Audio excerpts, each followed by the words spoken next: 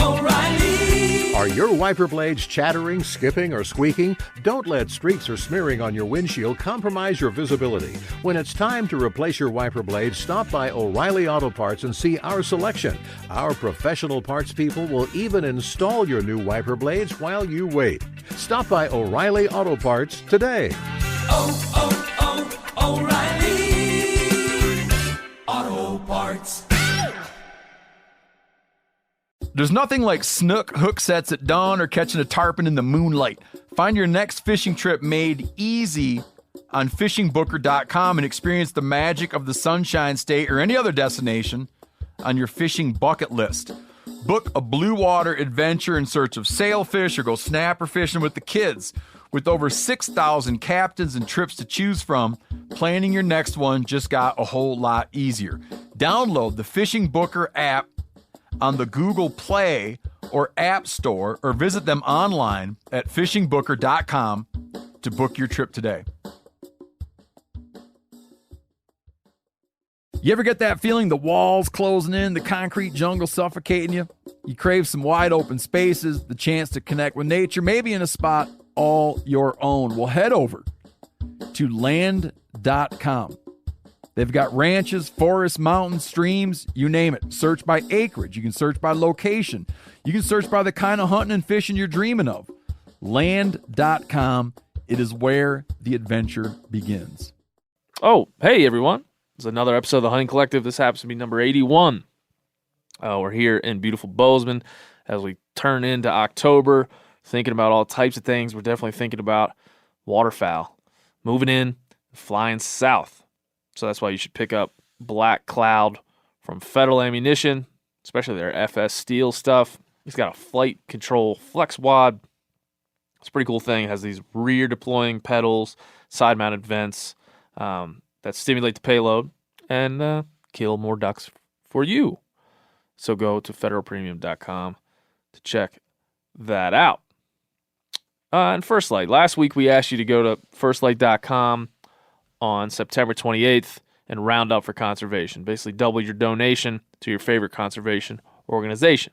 We're living in a world right now where we can't just fall back on our license sales. We can't fall back on Pittman Robertson dollars. We have to do more. We have to give more financially to conservation. I think we all know that, but it's something that we're happy that First Light stepped up, and they had a huge day on Saturday the 28th. And made a lot of money for very important causes. So thank you to First Light for being so bold enough to round up for conservation. Thank to all of you who went to firstlight.com and donated and rounded up.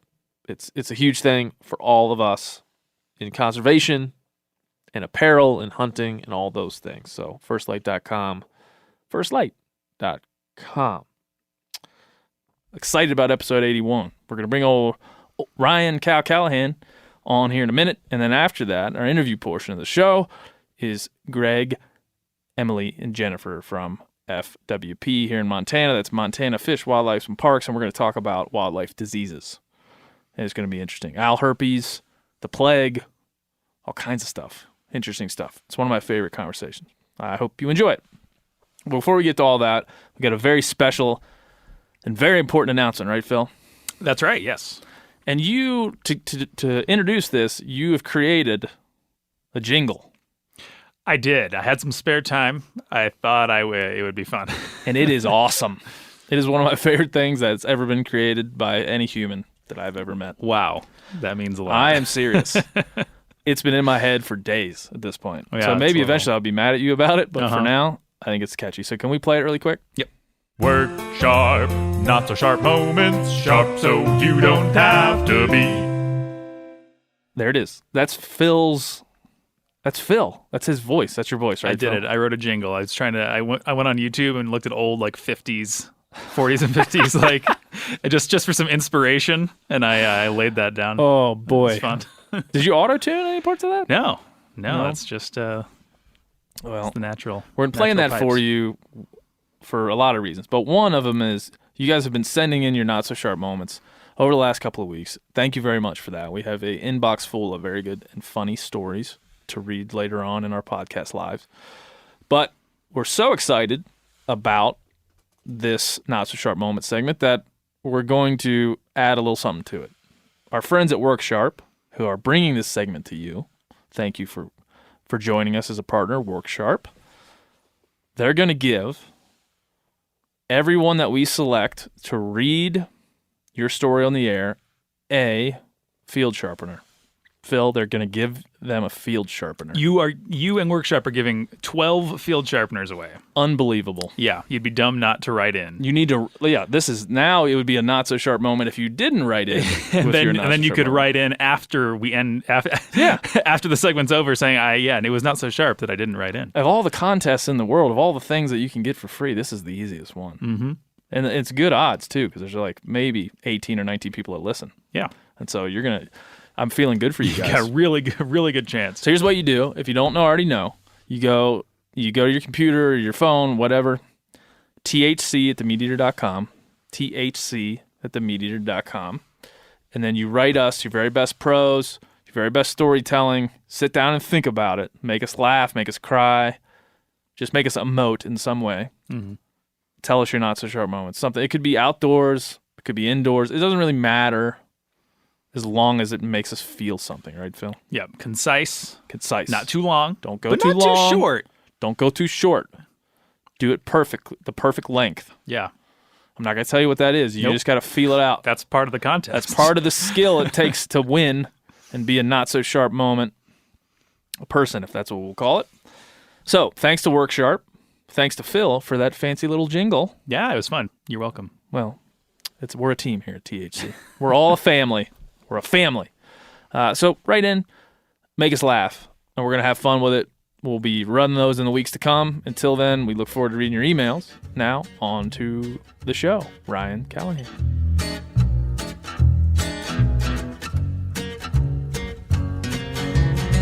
I guess I grew up on an older road. A pedal to the metal, always did what I was told.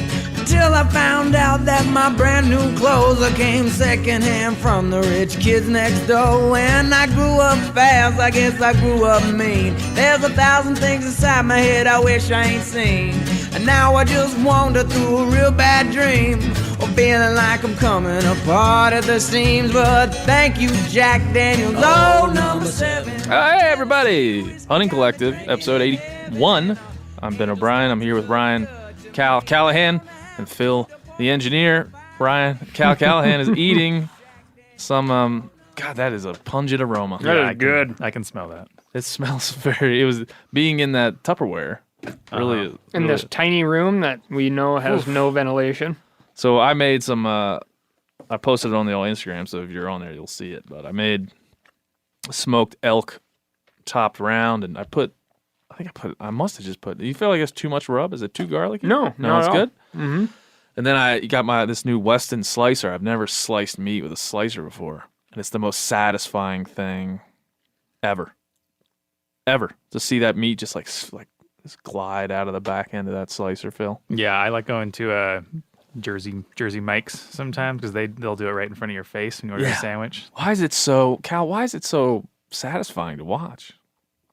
I don't understand. Well, because, I mean, you're just like, it's another transformative meat experience, right? Yeah. You take it from from this screaming forest horse into this sliced thin goodness. Right. And life Yeah, is... you doctored up the meat, you took care of the meat in the smoker, and then you... Yeah, I found it to be incredibly satisfying. Not, not in a sexual way, Phil. Yeah, you sure about that? I have a whole antelope neck in the sous vide right now. And got it all Mediterranean style. Got a little bit of yogurt and red wine and rosemary in there. And make gyros out of it. Ooh. Yeah, I just want to say that. Nobody's paying me to say anything about Weston slicers, but gosh dang, that was good last night. I was living the dream. Yeah. Made myself a little sandwich. Yeah, I doctored up half a dozen roasts. I think this weekend's the weekend I'm going to do it. Is to just stockpile lunch meat. Yeah. Because I've really, especially on this last trip to New Mexico, it's just like, what are we doing? Like every hunting trip, the Meat Eater crew has gotten so much better about it. But, you know, it always like starts with this trip to whatever store, you know, and to feed a crew of 5-6 guys I know. is just an insane amount of processed crap. And so like the Oregon hunt, I had all my leftover mountain lion pulled meat, and then I brought all the rest of my tamales from Sonora, all the Coues deer tamales. Yeah. And so we ate mountain lion and tamales. And That's it, tamales a man. great backpack meal. Well, if you're looking for, for me, it was a replacement thing because I'm at home, like I got all this beautiful meat, and then I'm staring in the fridge, and there's a pack of lunch meat in there. Oh, I'm like, what am I doing? yes, This exactly. is the most. This makes no sense. And so then it was like, well, okay, pastrami elk, pastrami deer, whatever, pastrami venison. You like smoke a turkey, slice it up. It's perfect, man. Yes. Vac seal it. It's perfect. Yeah. Yeah. This one is so garlicky, it's burning my eyes. So maybe next time I'm gonna back the garlic off, Phil. I don't think there's anything wrong with too much garlic. But Yeah, it's I mean, good on what if you sandwich. It's a encounter good some- sandwich. Yeah. What if you encounter bland bread, though? I know. Like I- white bread. Or a vampire. yeah. Yeah. I know. My kid, that my thing stuffed my shut. son loved it. My wife loved it. And it's the perfect thing to do if you kill an elk, you got plenty of meat. You take one ham, take the top round, the bottom round, take the eye around, do pastrami, smoke it like I did, and make lunch meat out of it, man. It's just perfect. So I'm glad you were able to taste that there, Cal. Oh, it was very good. Still rolling through your teeth, I'm sure. Yeah, I wouldn't mess around with that. All right, well, we got a lot to do. Today on the show, we have some folks from the Montana FWP on. Greg Lemon, who works in their communications department. He's bringing over Jennifer and Emily. Jennifer, I talked last week in this room. We weren't recording it. She's a veterinarian for FWP here in Montana, and she has a top 10 list of diseases, of wildlife-based diseases and one of them, Phil, is owl herpes. Big problem, Cal. Owl herpes. It is. It's nothing to be ashamed of, owls. Yeah. But, you know, there's more of you out there than you think. Than you think. You're not alone. Altrex. Is that a funny joke? Oh, like the medication. Like Valtrex, but Altrex? Altrex. Yeah, that's good. Is that good? Yeah, I like it. It's like a dad joke kind of situation. I had this ex-girlfriend that I'd followed all the way out to Vermont, and she was, still is, not was, real smart gal. And she had gotten basically a very, very strong invite to extend her East Coast education and go to the Yale School of Forestry, oldest school of forestry in the U.S. And she's like, yeah, so, you know, more East Coast time. And I was like, well, let me do some digging on the Yale School of Forestry. And I think Yale graduate programs at that time had the highest prevalence rate of herpes. And so I just kind of slid the laptop over to her and was like, yeah, I'll be going back to Montana. New Haven's a pretty small town. And you made it out though. You're fine, right? You're clean. I am. You clean. I am. I heard somebody say STI the other day.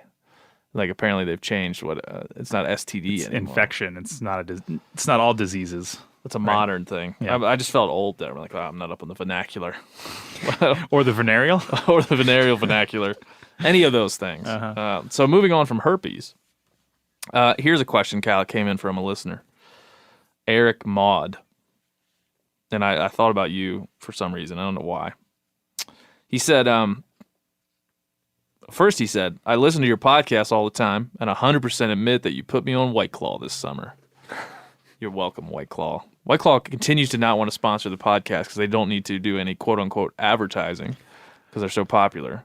But I'm a legit influencer for their company, so they need to come get out of the shadows. Yeah, I feel like White Claw is going to go the way of vaping. Yeah. Like, So they need to capitalize on me right now by Right now. giving me money yeah.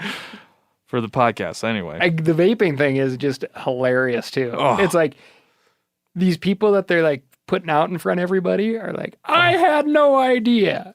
It's like, come on. It's not great for you. So here's it. One of these things said that they were pulling their vape pen to check the wind before going on a stalk. I That thought is that hilarious. was. I thought that was very modern. That was a very modern That hunter is thing to do. very modern. The old outfitter, he used to like constantly. He could roll a cigarette with one hand, and he'd constantly have that thing burning. And he just, you'd communicate with just hand motions, and he'd just like stop and stick his gnarled old hand out there, the cig burning on the end, and you just like stare at the smoke curling off the thing, and then we just like keep moving. That's a great image. Yeah. The gnarled hand. Yeah. My hands. Let me see your hands, Phil. Mine. I lotion my hands a lot, and they're like baby hands. I'm a horrible nail biter, so I've got some my hands. The palms themselves are all right, but don't look around the cuticles or the nails. As Tom McGuane said, he moved to Montana to not have the hands of a writer. I have the hands of a writer that doesn't do much writing. They're soft and supple. Mm-hmm. And so gentle to the touch. Those are nice hands. Yeah, these are nice. They're small, dainty. All right, back to Eric Maud. He said, some friends and I were recently having a discussion about bear hunting. I was wondering if you had any input on this. If you hunted in an area with a bear that is known for man killing men, humans, and by chance killed said bear, and discovered that it was the bear who had killed humans and eaten human flesh, would you eat the meat of that bear? Yes. Phil? I would. Yeah. I think it's gone through enough. I got no problem with Well, that. talking about the details, it sounds bad. I'm like, it's been digested. I'd have been like, what kind of humans was it eating? put through the ringer. Was it eating healthy humans? Well, I mean, the question for me is just like, what do you do? Yeah. Like to walk away from that meat would be very, very, very difficult. It'd be worse. You've already done it. It'd be worse to Right. walk away from the bear meat than it would be to think about. The question to me would have been like, would you have shot it? It's like, yes, that is the man-killing bear. Yeah, I'm a man. And I'd be like, well, his continued existence would probably keep more people out of this area. Yeah. So I'll just let him walk. Well, here's another thing to think of. Would you be rooting on? I mean, if I had been eaten by the bear, Mm-hmm. I would want you to eat the bear. Yeah. Yeah, exactly. Yeah. I'd be like, it ate me. Do it to it. Yeah. You're gonna get a little piece of me in that bear.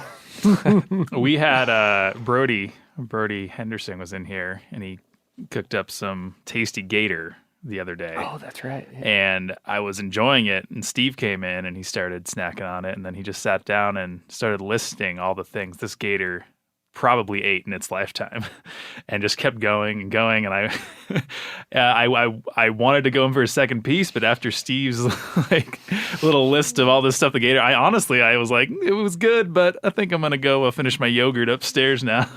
So maybe I wouldn't. I say I would eat this bear, but maybe Right. I wouldn't. It's funny because like that long list of intakes, the outtake still tastes like chicken. That's true. Yeah. You're like, Doesn't all this matter. gets turned into chicken. If you huh? fry it up, oh, it ate a boot? That doesn't matter. It Yeah. still tastes fine. Nope. So there's some truth and some untruth to that. Like whatever it eats, that's what it tastes like. I like how the gator or crocodile, for that matter, or tiger shark, like their brains are just like, oh, well, that's not meat, but it's in our mouth, so Yeah. just swallow it. I have all these teeth for some reason, Yeah. and I'm gonna eat this. Eat this tire, eat this hubcap, whatever. Why not? Why not? Cal, have you ever you have a dog growing up? Yeah. Yep. Had a series of yellow labs. Can you tell me what their names were? Nugget, Oh, Scout, all right, good. and Fisher. Fisher, Yeah, but Fisher was just like fish. fish, Yeah, the big fish. She was a big girl. big fish. Yeah. Were you involved in the naming of those Yeah. animals? And what Yeah. what was the strategy? Just look at the dog and say a name, or what? How'd you get there?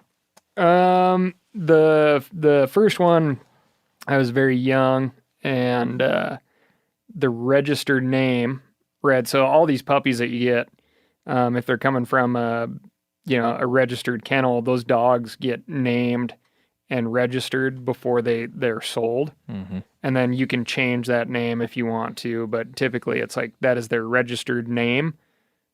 And it's always something that like it's like, well, the sire was this, and so there's some sort of pull off of that. So the first one was Mission Valley Nugget Hunter.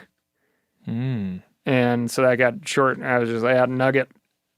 And eventually called her Nug. Nug, of course. Yeah. Of course. Yeah. Nug. Growing up in Missoula, Montana, people were like, oh, Nug. And I was like, no. Yeah. THC, Nug. Yeah. Exactly. You know what I'm saying? Talking about weed, people. And then it took me a long time to name the second two. But, I've always loved both the book and the movie of To Kill a Mockingbird. Mm-hmm. And Scout is the daughter. And I always loved that name for a girl. And she was real hard-headed and mischievous. Yeah. And this dog that I had, Scout, was like that to a T, and she was great. And then her sister actually belonged to my dad. And my stepmom was like, oh, you just show up with a dog? Like, this isn't going to work. And so, like, a week later, I get a second dog. It's like, hey, can you just hang on to this dog for like a week? I'll pay for the food and vet or whatever. It's like, I got to get this figured out at home. And then, 13 years later, I'm burying that dog. So goodbye, fish. Yes. Yep. One time I got a pit bull that way. Phil, you gonna just tell Cal what you named your dog? Yes. The name of my dog is Mango. Oh, like the SNL character.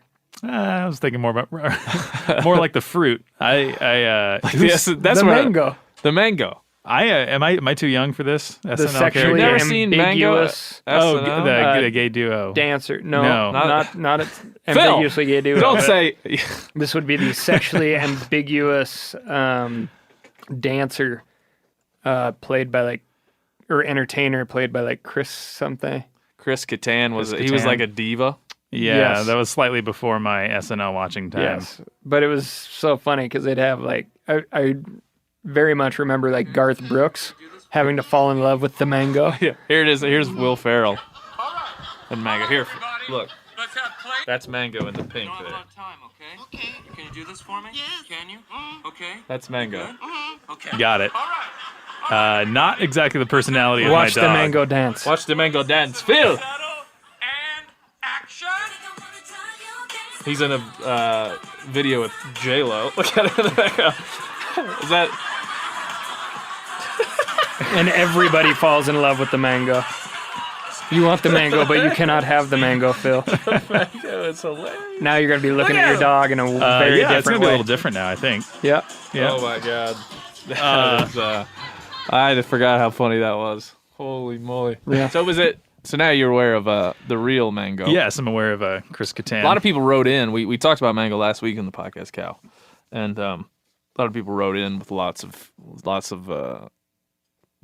critiques of Mango. Just plain rude, honestly. Yeah, a lot of people were just like, Mango's a dumb name, only because I said it, and I think they were just felt comfortable.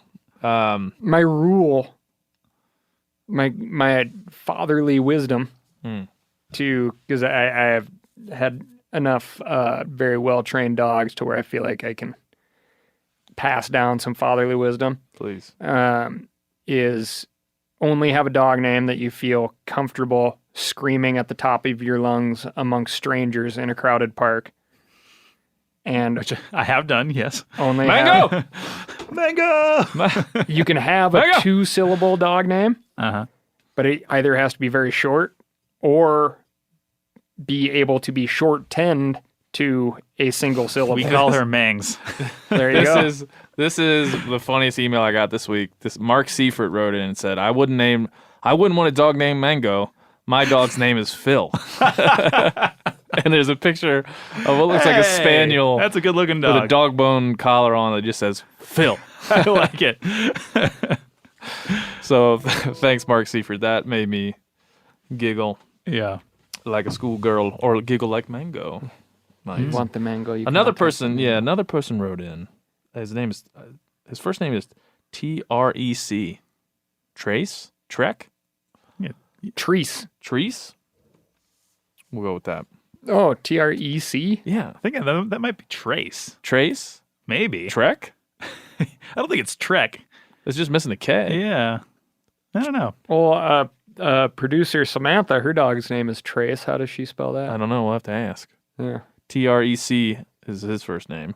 His last name is Reed. He wrote in and about dog names and, of course, was complimenting the name Mango. Oh, thanks. I was thinking about some other names. He said, I had a couple of dog name ideas I didn't end up using. Here's one of them.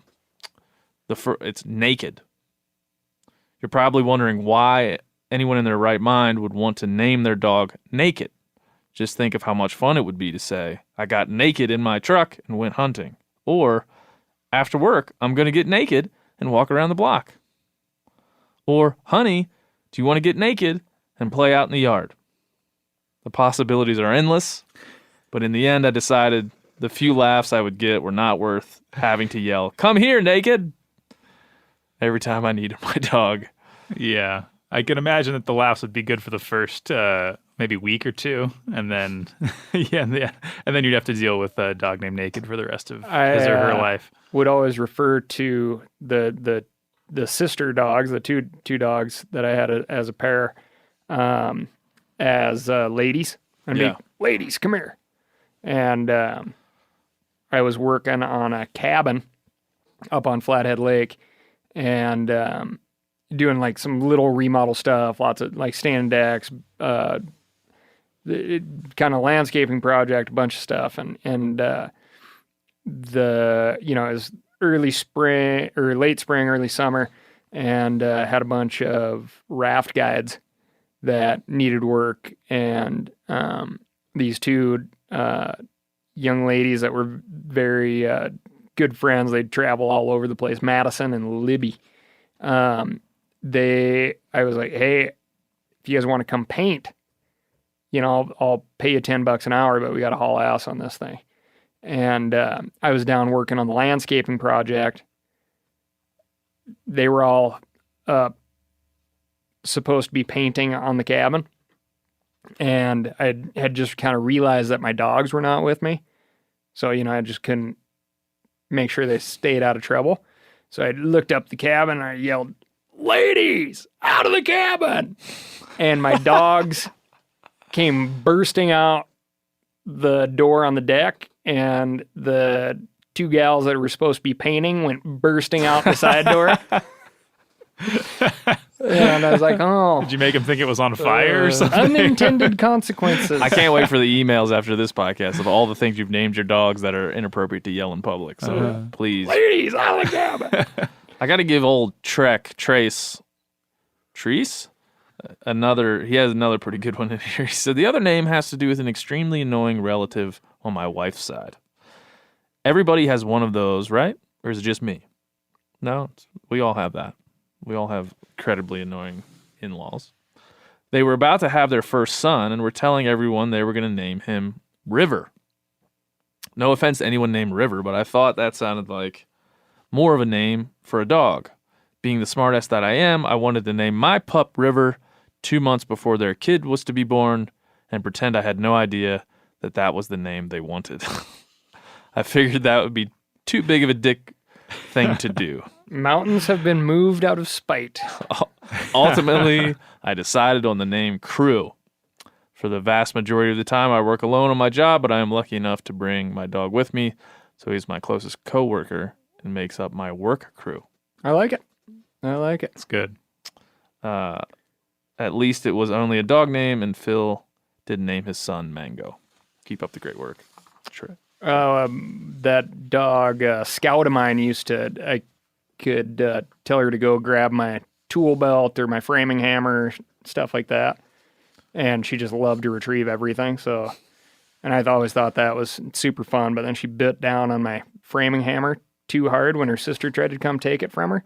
And then I had to sand down the handle on my framing hammer because it was cutting me. So that was the end of that one. Dog stories with Cal. Ryan and Kelly. Mm-hmm. I had a bunch of other. I printed out. You see, as you can see, Phil and Cal. I printed out a bunch. Like printed out. You guys hear the printed out a bunch of emails. Yeah, this is a professional operation. Yeah, Yeah. printed them out. Why I did that, I don't know. They're right here on my computer. But I Because just you're felt hearkening back to the olden days. the olden days. I printed things out. We'll go through one more here. We'll go one more. We got time for one more, Phil?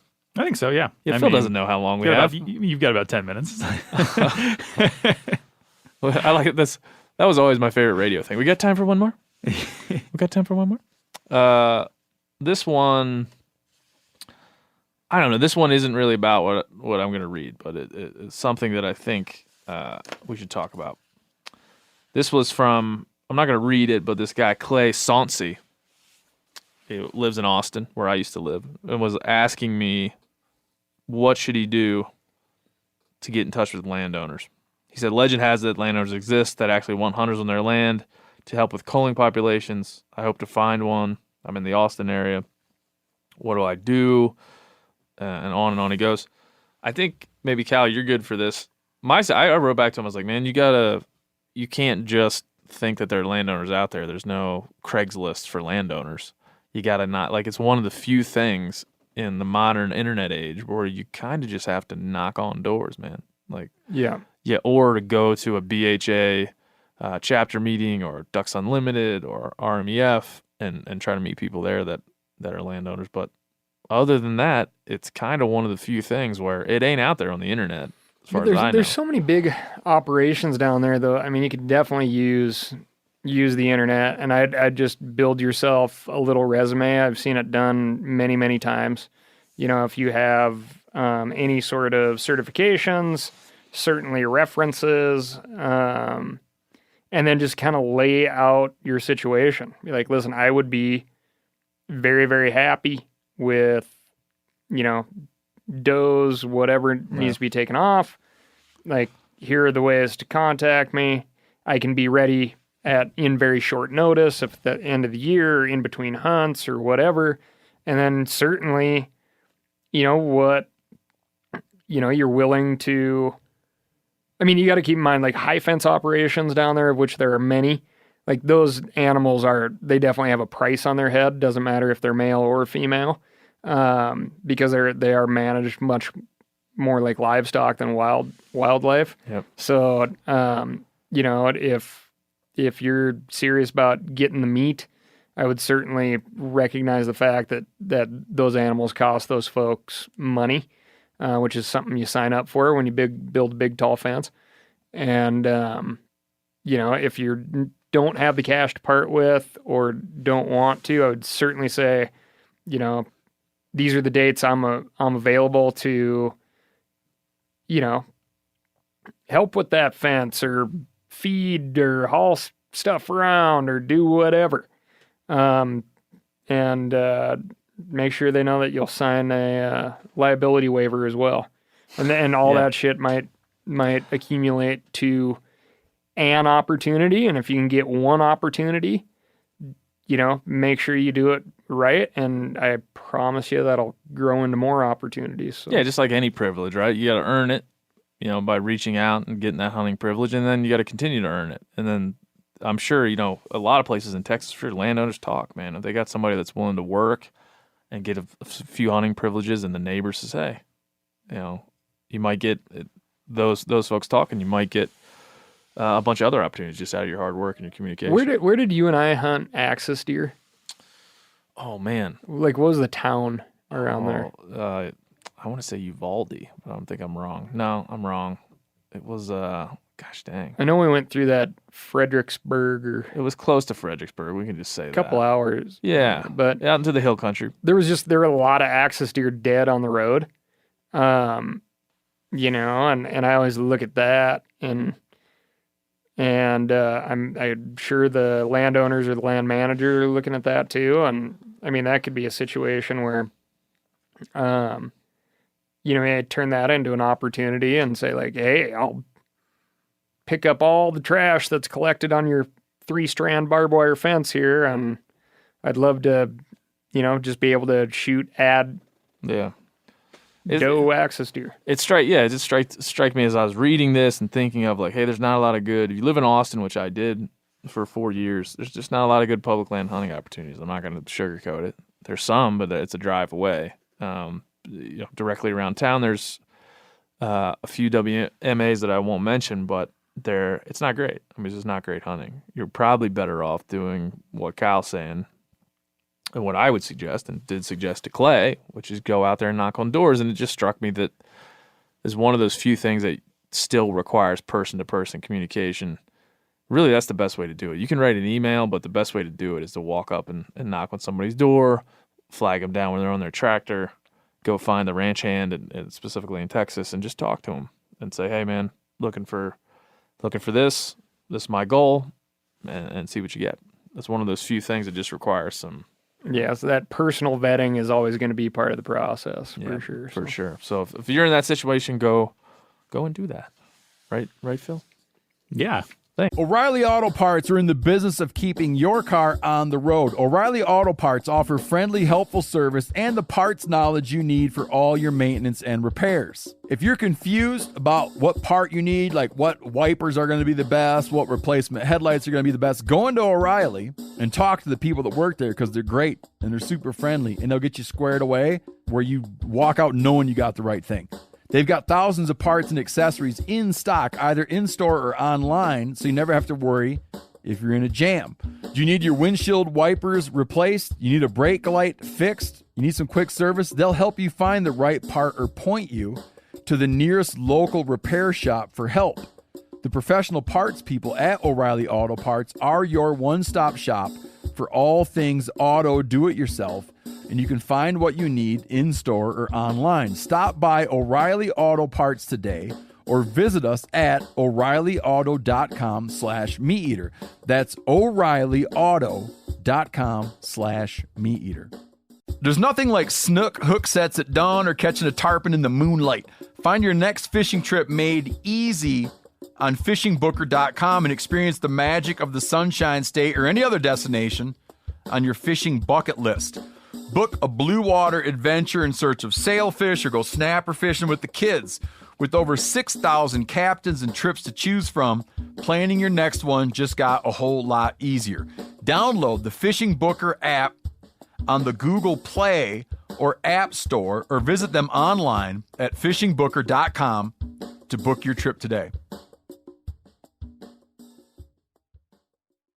You ever get that feeling you're stuck inside staring at screens and a primal urge kicks in? You crave wide open spaces, fresh air, the chance to connect with the land. Well, maybe it's time to find your own piece of the wild, but searching for property can be a maze. That's where land.com comes in. They got millions of listings across the country, from mountain ranches to hidden fishing holes. Their search tools are like a seasoned guide helping you narrow down what you want. Land.com isn't just about buying and selling. It's about finding a place to hunt, fish, explore, or simply sit by a campfire and listen to the crickets. So head over to land.com today to turn one day into today, because trust me, there's nothing quite like the feeling of standing on your own piece of earth. All right, now we're going to our interview segment with our folks from FWP talking wildlife diseases. I guess I grew up on an older road, a pedal to the metal. We're here in the podcast studio. We usually have one person or maybe two, and Phil's always like looming in the background, looking creepily at people. Look at him. Look at him. We have a whole group today. We'll start in front of me with Greg Lemon. Greg, introduce yourself. I'm Greg Lemon. I'm the Communication and Education Division Administrator for Montana Fish, Wildlife, and Parks. Mostly they say spokesman. Spokesman. Well, we're gonna work on that. See how you do. Emily, introduce yourself. Sure. My name is Emily Almberg. I'm the disease ecologist with the Wildlife Health Program here in Bozeman. Ooh. Jennifer. Hello, I'm Jennifer Ramsey, and I'm the wildlife veterinarian for the Wildlife Health Program based here in Bozeman. Yeah, look, we're going to jump right into it because last time you guys were here, we were talking about lots of things, Jennifer, and you brought up something which I've already prepped the listeners on because it is very important to me. And Greg knows what I'm about to say, I feel. Uh-oh. It's 2 words, 2 very interesting words. Owl herpes. Oh. Because why? I mean, let's just tell the listeners about owl herpes because it's a problem, right? It's a big deal. It's so every year we get a few owls that are found dead, usually under a tree somewhere, and we necropsy those to try to confirm the cause of death. And when we open them up, their liver has little white spots throughout, and it's a herpes virus called Columbid herpes virus, and it's fatal to these owls. So we found it around Bozeman for sure. That's where we first found it, and we find it every year. And then we've also I guess a year or so ago, we got some cases from over by Dillon at the university. So where people are looking for it, it seems like they're finding cases. How are they contracting owl herpes? They're probably getting it by eating, the Columbid species. So those birds are probably asymptomatic carriers. Mm-hmm. And as the owls are predators and consuming these other birds, they're getting exposed to that virus. And you were telling me you have like a ranking of the top 10 wildlife-based diseases. Where does owl herpes rank on? That one doesn't make the top. We have a list of 12 priority diseases. Mm-hmm. That one doesn't make the top 12. Damn it. Those priority diseases are based on their potential for wildlife impact, domestic animal impact, human health impact, and economic impact. So those are the reasons why this one doesn't quite make that cut. But it's definitely something that we're looking for. We have a healthy owl population here in Montana, I would presume. Yeah, I mean, as far as I know, we could get a non-game biologist that could give you numbers, but I see them a lot where I live. Yeah. It's all right here on the Hunting Collective. We're not opposed to like really drumming something up, like really making it seem serious when it's kind of there's a few owls with herpes, but we can, if you want, we can add it to the list of like we could send out like some alerts. I wouldn't go that far. You wouldn't go? No. Okay. So does the Columbid species, what are those? So pigeons, collared doves are probably one of the ones we've had some interest in. Mourning doves. Mourning doves, yeah. So those are common. We haven't, done any testing on those species yet, but we would expect that it's probably endemic there. Yeah. Well, we should tell people what you guys do now that we've covered off on. Probably this will probably be in the title of the podcast. Oh, geez. So I felt like I had when I was thinking about Owls, recording herpes this in Montana. Yeah, when I was thinking about recording this, is like alert. Owls, promiscuous owls flying through the air. And what was the joke I came up with there? Altrex? Yeah, from the medication. Yeah, instead of Valtrex. It was Altrex. So I thought maybe dad joke for real. I thought maybe we do a longer segment, but we'll leave that behind. We're going to lead the show open with that. Jennifer, tell us what you do. Well, as I mentioned, I'm a veterinarian by training and education. So I was in private practice for a while after vet school, and then went back to school to get a focus more on population health, and then started working for Fish and Game almost 11 years ago now. And basically my role is to oversee the wildlife health program. So that's me and Emily. We have a couple technicians now. And we focus on those 12 priority diseases that have those important impacts or potential for those important impacts. More on a kind of day-to-day basis, it's responding to sick and dead animal calls, doing necropsies, trying to make sure we're collecting all the health information that we need to keep kind of an eye on what's going on with populations health-wise across the state. Yeah, and I'm sure in that line of work you do not. There's not for lack of interesting calls that you get for absolutely for not sick and dead wildlife. No, not at all. A daily basis, pretty much. There's something interesting in our lab. Yeah. Do you guys have just a particular story that kind of paints the picture for folks of what you deal with on a daily basis? I know I hate when people ask questions like, "What's your favorite?" What's your favorite song, Mick Jagger? I think similarly poor question on my part, but like, is there something that paints a picture for what kind of things you deal with? We get a lot of, just to be blunt, we get a lot of really disgusting, old, rotten things to look at to try to figure out why they died. So that's probably the thing that stands out about our necropsy lab is that it's often smelly, and people like to comment and complain about that. Yeah. It's not a glamorous job at all, I would say. For those, So you're digging around in the muck. for those who are not don't have the stomach, the safest place is under the air vent. There you go.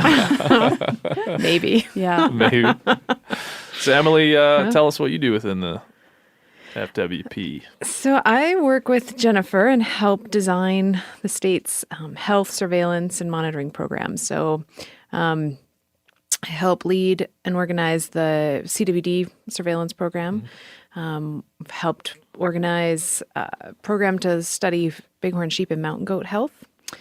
And we're working on some bat proposals to do some stuff with white nose syndrome as it moves across the western U.S. So it's a mix, but sort of thinking at the population scale, designing programs to track the spread of the disease, the prevalence, and then match it to how the population does overall. I think that's something important for us to touch on. Just for you, Greg, like, why does FWP get involved in these kind of sciences and biologies, and like, why is this an important thing to have? It seems like a simple and obvious answer, but it's worth addressing. Well, yeah. I mean, our responsibility as a department is to manage the wildlife in Montana, and part of that is understanding, their health and, why maybe some populations are doing well and why maybe others are not. I think some that have really, besides CWD, which has been an obvious impact for hunters, but some other ones are like the pneumonia, issue with bighorn sheep and Brucellosis. Brucellosis, Yeah, that's been, and so like Jennifer and Emily, it's part of it's lab work, but there's a lot of field work too, and getting out in the field and testing animals, capturing animals, testing animals, that's all part of the monitoring program. And then, the other piece of it is that the public, they see sick animals all the time. And so having the resources so that the public can get some of their questions answered. So if they see a dead owl, I mean, they're not going to. They listen to this podcast, they're just going to giggle and be like, yeah. They're not going to first right off the bat. I mean, they will now. But they're not going to suspect herpes. But and I mean, those sorts of things. It's important for people. We want people to, be passionate and engaged about wildlife, and so we want to provide them answers and assurance that we're on the ball and keep monitoring things. And so that's the reason. Yeah, I think there's two angles at that I look at it when we talked last time. It's just like the hunters and outdoorsmen and folks and outdoors women in this state and in any other state, understanding that you guys are working for them, and vice versa. They can work for you. There's things they can do to help you. So that was one of the things that I thought about after our original chat that I think is important for people to know and to understand that it can go both ways. You can come and ask questions. You can present a situation and get help from the FWP, but you can also be very helpful in what you see and reporting it into folks like Jennifer and Emily when it comes to those diseases. So I think we should probably just go through those 12 diseases and it'll take us... we'll be here the rest of the day. We'll get a break in there somewhere, right? We'll take a quick interlude to take a breath. We may get through all 12. We may get through 5. We've already covered number 13, which is yeah, right. Would you call it, was it number 13 if it wasn't 12? Maybe not quite number 13. Like 18. But it's like 18. It's an interesting It's an interesting one. 18 with a bullet. Yeah, 18. 20. What's number 1? I think number 1 was probably chronic wasting disease or brucellosis. I don't have that list in front of me, but and the top 12 are not ranked in order. So right, this isn't a listicle, people. No, this is I think this is a basis of study. Those two were kind of the big guns that we spend a lot of time and resources and effort working on. And obviously, there are so many different facets to both of those. Wildlife population impacts, landowners are impacted, hunters. They got a lot of reasons why those are at the top of the list. Yeah, I think this is the way I was also thinking about going through this conversation was kind of, what is it? Because I think we say things and assume people know exactly. Like we say TSE and we assume people know what that is. And why does it matter for wildlife? And then the I think maybe the most important question, maybe even for Greg or somebody that's looking from the outside, is like what's the impact on it politically? Like a lot of these, CWD is a very political thing. Brucellosis is very political. You can't really. It almost seems like you can't touch one of these wildlife diseases that doesn't have some sort of push and pull from a political and even from your side, Greg, like the communications angle. They all seem to have some issue. Yeah, well, I mean, when you're in a state that has like Montana with such a robust outdoor recreation economy, for one, two, with a really generational and important ranching and livestock economy and culture, like those things. So wildlife diseases really impact those discussions. And so, whether it's brucellosis or CWD, I mean, there's just, when you know about it and you learn about it, and if you hunt or you care about wildlife, you're going to be interested. And if you make a living off the land, you're going to be interested. Yeah. So that's what strikes me for everyone just to understand as you talk about these things, that they have such deep impact, not only like economically, but culturally. And these diseases shift our wildlife management policies dramatically when they get entered into an ecosystem. Yes. Yeah. So let's start with CWD. That's something we definitely want to cover. We got a couple other things like action items for you as listeners too that you can do to help these folks. But Emily, do you want to try to just tackle explaining CWD?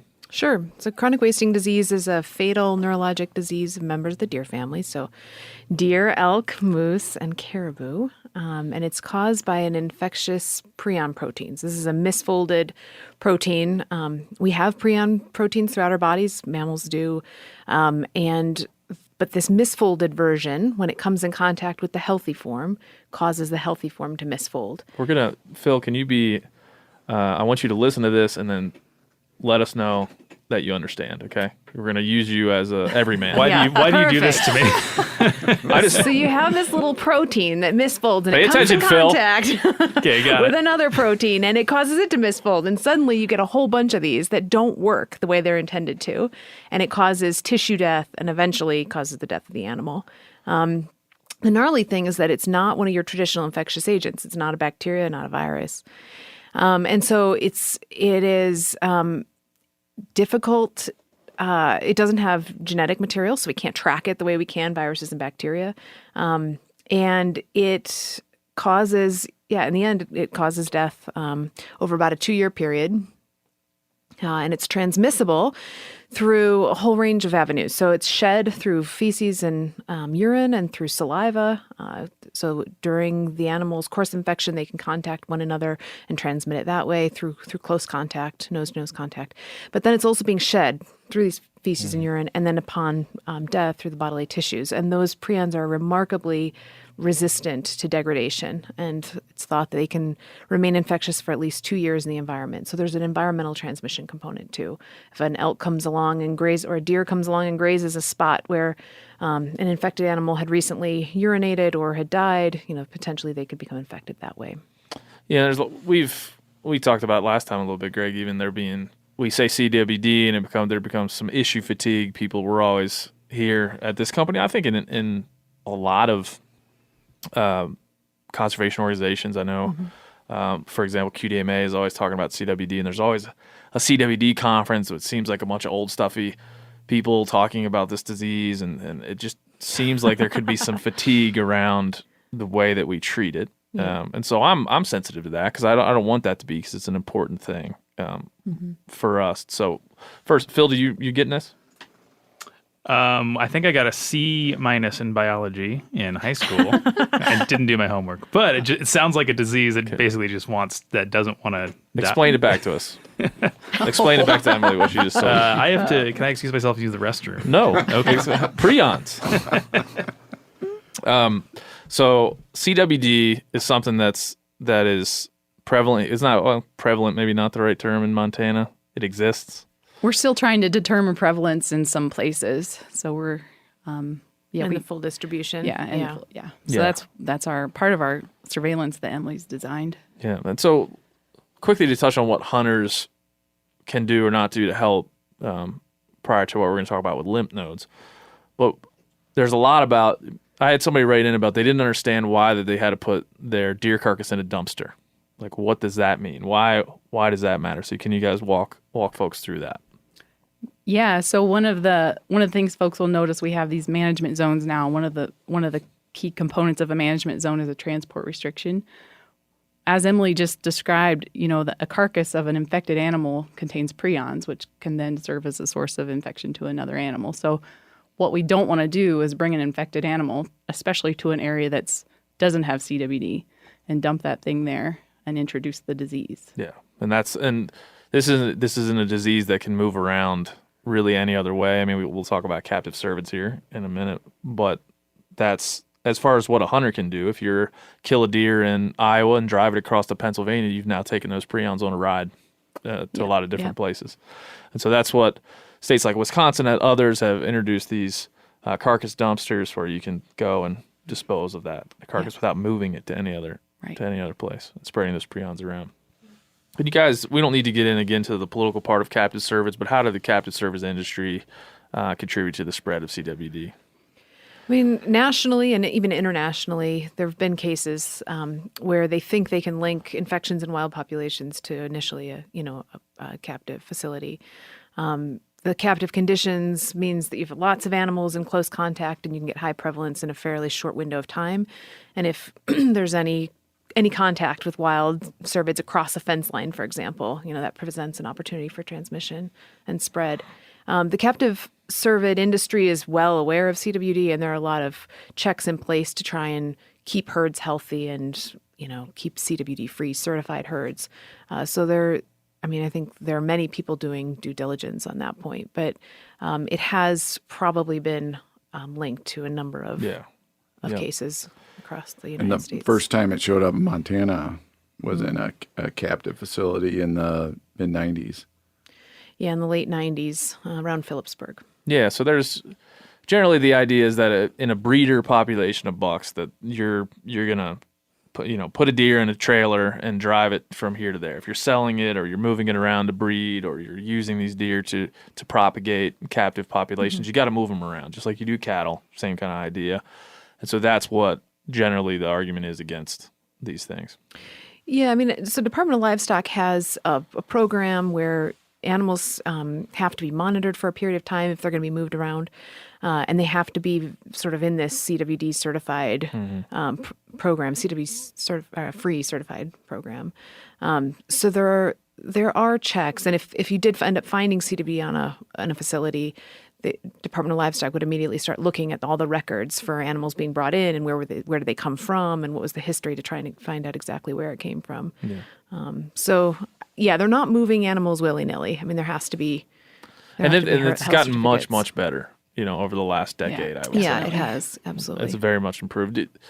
Greg, can you just quickly touch on from your perspective from FWP, what's the political issue here? Or what are the forces at work kind of, there's a lot of funding that needs done with CBD that's being halted. What are the forces at work in your mind? We don't need to get too deep into these things, but it's worth addressing. Yeah, well, so I think for us right now, the reality is we have our citizen legislature. They meet every other year, and in the interim, we interact a lot with the Environmental Quality Council, which is an interim committee that looks at a lot of natural resource issues and particularly, a lot of wildlife issues. And they're interested, their interest is peaked on CWD, primarily because of the surprise that the discovery in Libby was. For them, for us, we weren't doing any targeted surveillance in Libby, and we found a symptomatic animal that was positive, and so they're coming at it as sort of well, what can we do? Like, how can we collectively as a state and as a wildlife agency? I mean, what are we doing? What can we do? What can hunters do? And so there's some political pressure there that's not really a surprise. I mean, it's we've been really concerned about it too, and been trying to spread the word. So that's probably the most acute right now. And I think that Libby, we were talking about the situation in Libby. Explain to folks kind of it's a unique way that mule deer kind of inhabit Libby.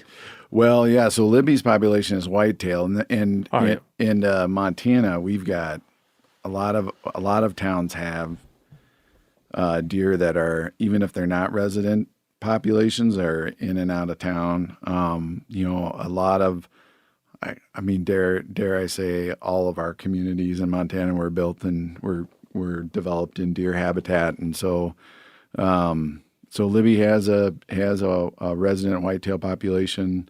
There's no real certainty on how CWD got there, but it showed up in a whitetail doe.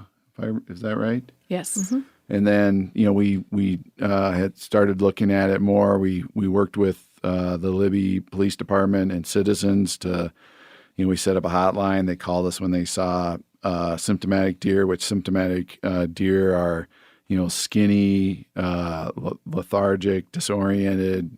Yeah, you quite often hear zombie deer kind of thrown around. I was trying to. I'm sure you guys are like, zombie deer. Yeah, let's avoid that. It's really eye roll. Right. Every time you read like something in New York Times or some sort of like non-endemic publication, they're like zombie deer can pass the disease on to humans. You're like, oh boy.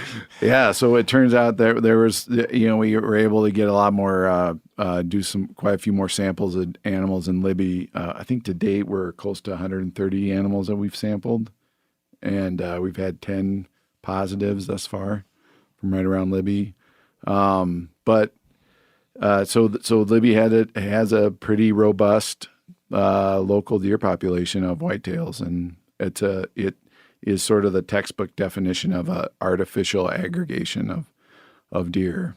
They find food and shelter and security in town, and so their population grew, and a lot of those animals are in Libby, like they are in other towns, were born, raised, and died in town. In town, yeah. That's when you go there. It's pretty like there's other towns around the West where there are elk walking around town and mule deer walking around town, but it's still, to me, I'm an East Coast guy, so I'm like, I'd like to live in that town. I could really get in on the habits of white-tailed deer if I lived there. Yeah, but Libby was a place where we weren't. So our surveillance has been focused on areas in Montana that are neighboring provinces or states where there's CWD positive. So when this program started a couple of years ago, that was our focus, and Libby doesn't fit into that.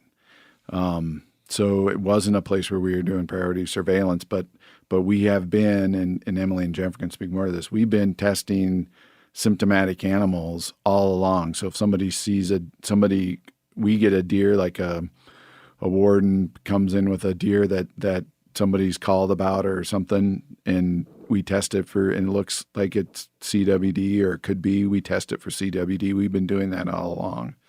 And that's how this one got picked up. Yeah, I imagine if you're looking to, as the best way to have a resource, if deer live in town, people can easily call you. Like there's some advantage to identifying disease in that environment, right? Because the wildlife. A lot of people have eyes on them. Yeah, well, it's kind of always visible. Yeah. In that way.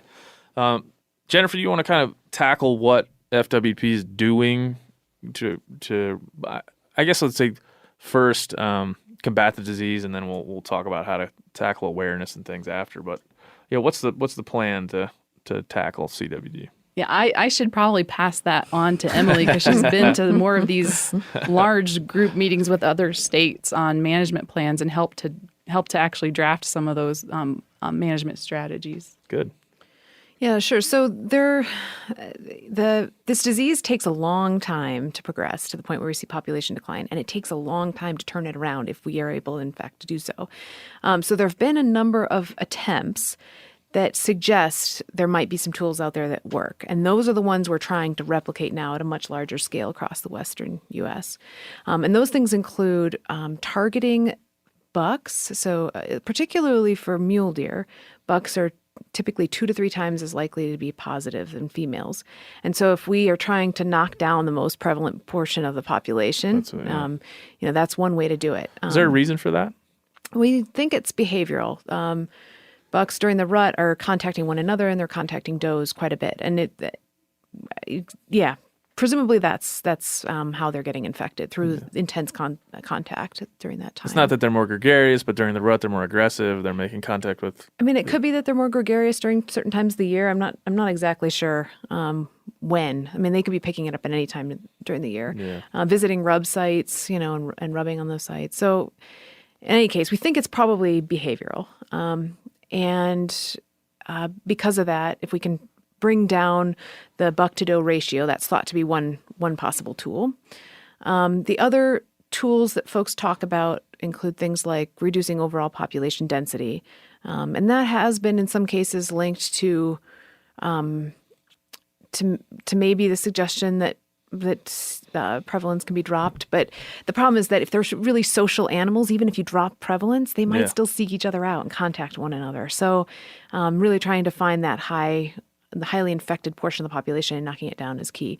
So density reduction, targeting bucks, and then the other options are to do targeted removal. So if you knew, for example, Libby was one hot spot on a much larger landscape, we could really try and harvest deer intensively in Libby and knock down those sort of the larger areas prevalence.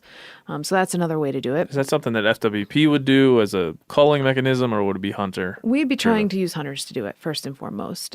Libby presents some challenges because it's an urban situation. So there is a urban deer reduction program that's underway, and they're trying to trap and euthanize deer, bring those deer to the food bank, and if they're in fact test negative. Well, we should cover off on the question that Greg, I think, mentioned last time, and I think a lot of people, the reason, we've had other folks on here talk about CWD, and the question always is, if I eat it, like my wife is pregnant currently, if I kill a deer and I don't get it tested and she eats it, can she contract the disease? And then just like general food safety around, possible CWD areas or CWD affected animals. Yeah, so the science says there's no known risk. There's no evidence that humans have contracted CWD and come down with a disease. But it is related to things like Creutzfeldt-Jakob's disease and mad cow. And because of that historic link between mad cow infecting humans and causing Creutzfeldt-Jakob's. And they're all like under the TSE umbrella, correct? Transmissible spongiform encephalopathies. I say TSE because I couldn't say that. I'd be like transmissiformal sponge. Right. Yeah. So that's why I say TSE, to set you up to help me out. Thanks. Yeah. So there's no known risk, and there's a couple of lines of evidence that back that up. So one of them is that there have been a number of lab studies where they've genetically engineered mice to express the human prion protein. Different animals have different types of prion proteins. They vary in their amino acid composition and structure. And so you can genetically engineer a mouse to express the human prion protein and then challenge them, feed them CWD-infected meat, or even inoculate them directly into the brain, which is considered the more potent challenge. And those, by and large, suggest there's a really strong species barrier. It's not easy to get human prion proteins to convert. So that's probably the best line of evidence. The other line of evidence, there have been a number of longitudinal studies where they go out to these populations of hunters that have been eating game, deer and elk in CWD positive areas for decades, and they look to see whether there's any elevated risk of Creutzfeldt-Jakob's disease, which is how we think it would present in a human.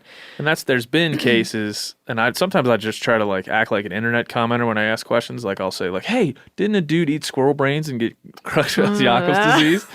And that's something you'd get like a YouTube comment. But that happened, and we got a lot of people sending us this like, look, this is this is basically mad cow disease from eating squirrel brains. So if I eat deer brains of like a CWD positive deer, I'm going to get Yeah, CWD. so the squirrel's example is different. Good luck with that. So these are all different, right? They're Right. all a little different. And the ability for one form of the prion to convert another animal's prion protein, they're all different. And so, yeah, there's doesn't seem to be an elevated risk for hunters that have been eating game in these positive areas for a long time. So I think the prudent thing, though, is to avoid eating known CWD positive animals. So if you are hunting in an area where CWD exists, get your animal tested prior to consumption.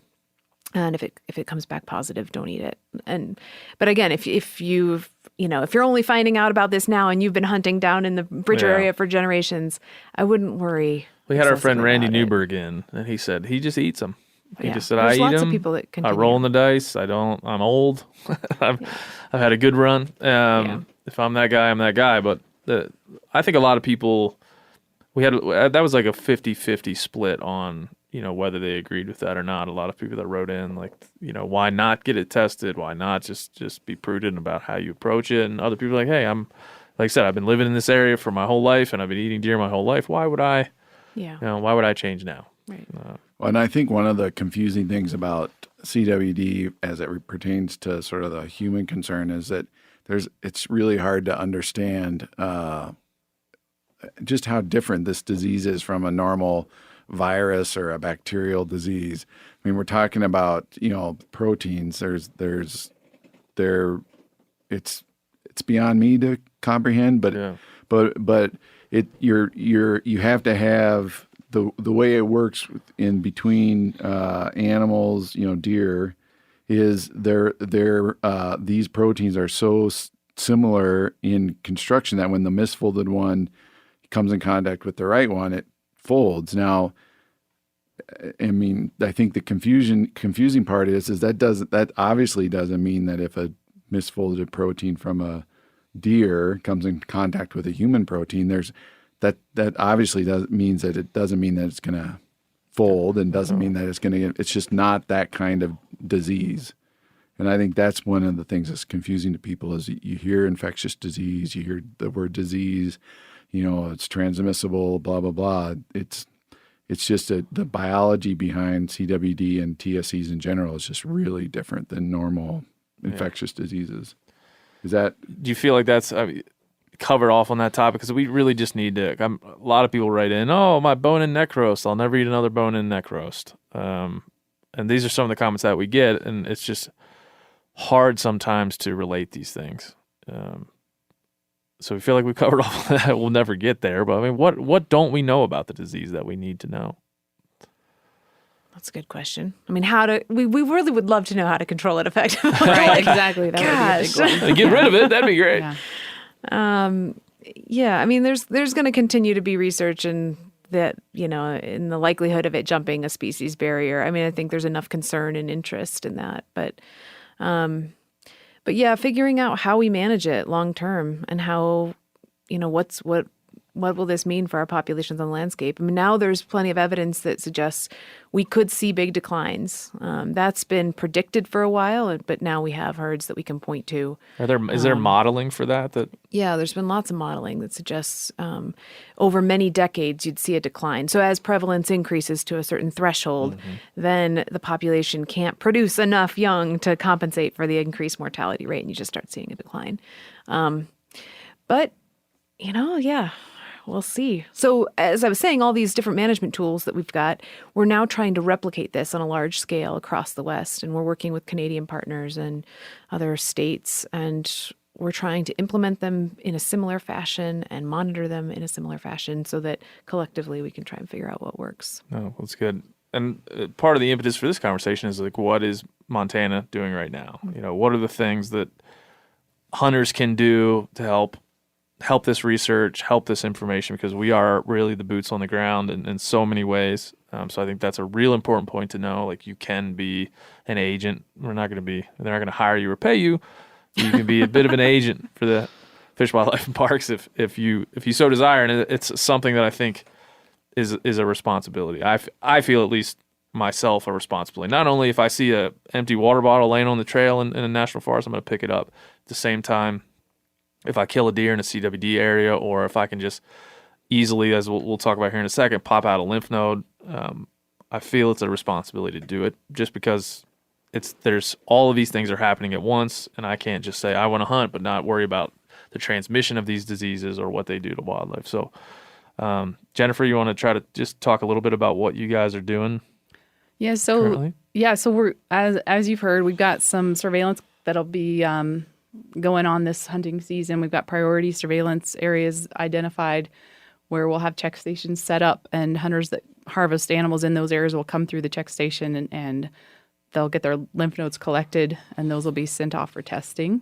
Yeah, why lymph nodes? So lymph nodes are those retropharyngeal lymph nodes up in the neck at the base of the jaw or the head there are one of the early places where we can detect it. And they're easy to remove. They're easy to preserve.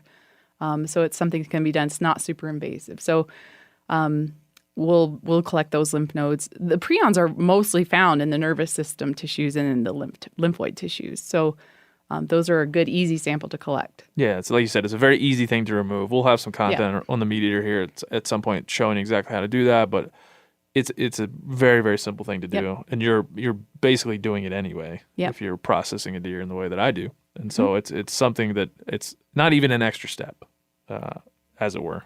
Maybe sure, maybe you got to have a plastic bag. You can have on a hand. baggie, Little baggie on hand. Right. But if you don't have a baggie on hand, let us know here at THC. We'll get you a baggie. Yeah. So Phil will go into his kitchen. That I can do. Yeah. I will get a baggie for you. All right, I won't make you try to explain what's going on, Phil. Misfolded proteins and prion. Yeah. I can use the language. I just can't tell you what a misfolded protein is. That's right after it's just straight arrow. Folds. Okay, back to the information. Yeah, so in addition to that effort, this year we're going to be accepting samples from hunters statewide. So if they harvest an animal outside of our surveillance areas, they can also have their animals tested by collecting those lymph nodes, putting them in their baggie, downloading a form off our website that gives us all the information that we need. That location information is critical.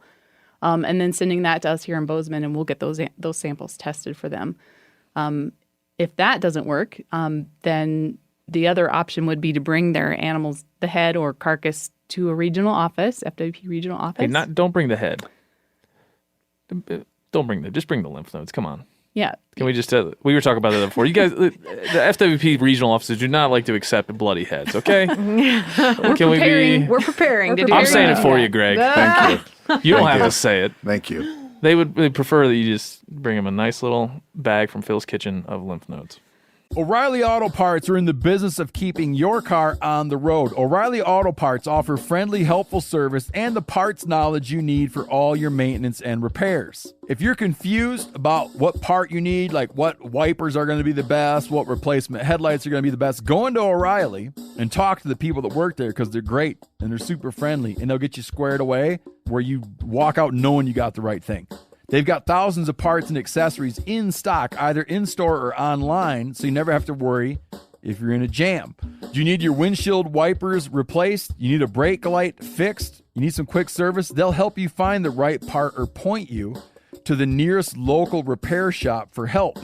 The professional parts people at O'Reilly Auto Parts are your one-stop shop for all things auto do-it-yourself, and you can find what you need in-store or online. Stop by O'Reilly Auto Parts today or visit us at O'ReillyAuto.com/MeatEater.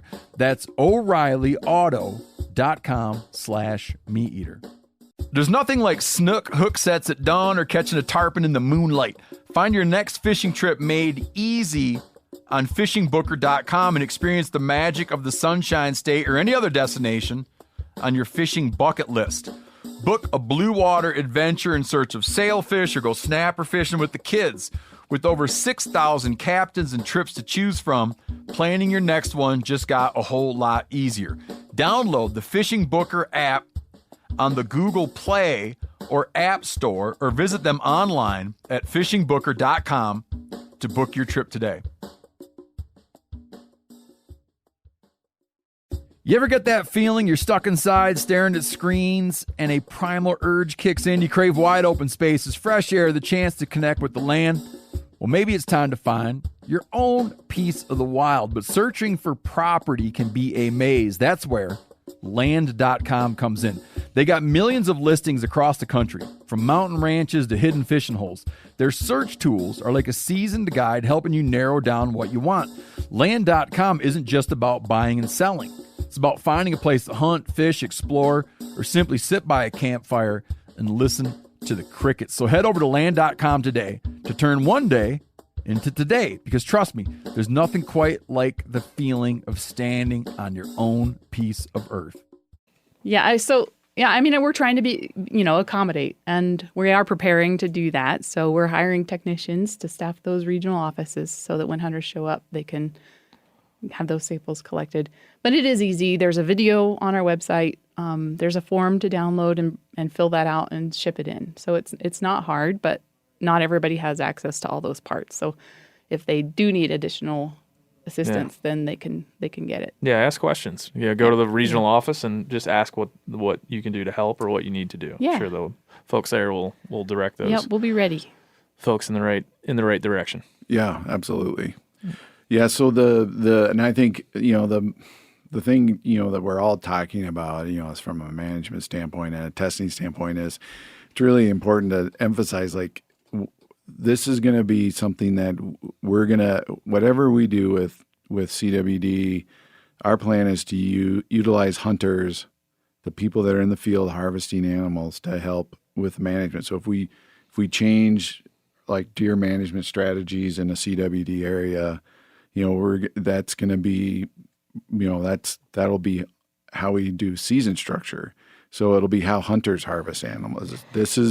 This is something that these resources are in the public trust, and we are trust managers, doing our best to be able to identify the problem, come up with solutions, and then use the public to help us manage it. Yeah, no, I think it's just key, and it's something that it hits home in a state like Montana that has so many different species of wildlife to deal with, so many different types of habitat to deal with, so many different. As we've talked about our top 12 here, so many different, political pushes and pulls, and so many just, different diseases that impact the way we do things and impact the way that we hunt, fish, whatever it might be. So our original conversation just got me fired up about that. But I do, I just encourage you, like I said, here at the Meat Eater, we want you guys to understand, one, how to get the lymph nodes out of there, which is very easy, but two, what to do with them, which we've covered here, but how important it is. It's important. Like I said, is if you see a pile of trash, it's the same type of care and maintenance to our wildlife resource. Yeah, so CWD is going to change the way we do things, not just as a department as it pertains to management, but also as hunters. And so, I just, and I want to tell people is, if you're concerned, if you have have a pregnant wife at home and she's like, why don't we get this tested? Then just take the lymph nodes and get them tested. It's really simple. And there's lots of tools or lots of sort of things to consider, beyond that. So you've got an animal that's been, you want to get tested, but you have the carcass while the test is getting done, and I'll tell you what I'm going to do this year is if I'm fortunate enough to get a deer or an elk, I'm going to get the lymph nodes tested, butcher the animal like I normally would, and just, by the time I'm done and get everything wrapped up, the sample in a couple weeks will be back and everything will be clear. There will be no question. That was our own Brody Henderson he was telling me that the other day. So it's perfect. It sounds like perfect timing. By the time I get a deer fully butchered and fully frozen and ready to kind of like get into the old meal rotation is by the time I've got that notification that it's CWD free or not, whatever it might be. Yeah. So it's not, it's not big of a hurdle. Certainly it's a hurdle. It's something that you have to keep in your mind and keep in the process of field to table and all those types of things. But it's just not that much. And generally the odds of you getting a positive deer are extremely low. So like you said, I mean, you'd probably be pretty safe to go ahead and butcher your animal and hope, by the time the test result comes back, that all that hard work. Yeah, and of course we're just talking about Montana. People here listening in Canada, listening in all these other places. It's easy to go to your DNR website or your FWP website or whatever it might be and just take a look at what their CWD program is. But anywhere, not just in Montana, anywhere, and this sort of gets back to that. I mean, kind of the R3 stuff with hunting and everything else is anywhere. If you're worried, just take the lymph nodes, and then there'll be some way to get them tested. Yes. Yeah, there's always, like you said, any regional office, any place you can go and just ask and say, hey, there's a concern here. How do I deal with it? I imagine someone will be there and be more than helpful based on the serious nature of what this could do in the future. I mean, all the heretics and all like the folks saying it's going to transmit to humans next year. We promise. All that stuff, all the zombie headlines and stuff, all that aside, set that aside. This still is a very serious issue that we, whether you're in Montana or not, you just need to understand it. Right. For sure. We covered that off pretty good? I think so. Yeah, we got 11 more to go. Okay. Oh, man. This could be a How long have we been going? 45 minutes now. Oh, yeah, man. On another 6 hours of the podcast. It's Friday. Yeah, Jennifer's looking at me like, really? I am getting paid until 5. I'm supposed to go elk hunting. Yeah, we gotta. What do you want to hear about next, Phil? What disease? What's on the list? Yeah, what do we got? We'll let Phil pick. Well, so let's see. Emily, help me. We've got hemorrhagic disease, which is blue tongue EHD. We've got bovine TB. We've got tularemia, plague, white nose syndrome, rabies. White nose syndrome. Keep going. You got more. This is like this. People are just going to be like, "What in the world?" My God! We don't even have all of these diseases, but they're important ones. I don't know if this pertains to hunters as much, but I'm interested in white nose syndrome. I was just at Lewis and Clark Caverns recently. Yeah. So let's go there.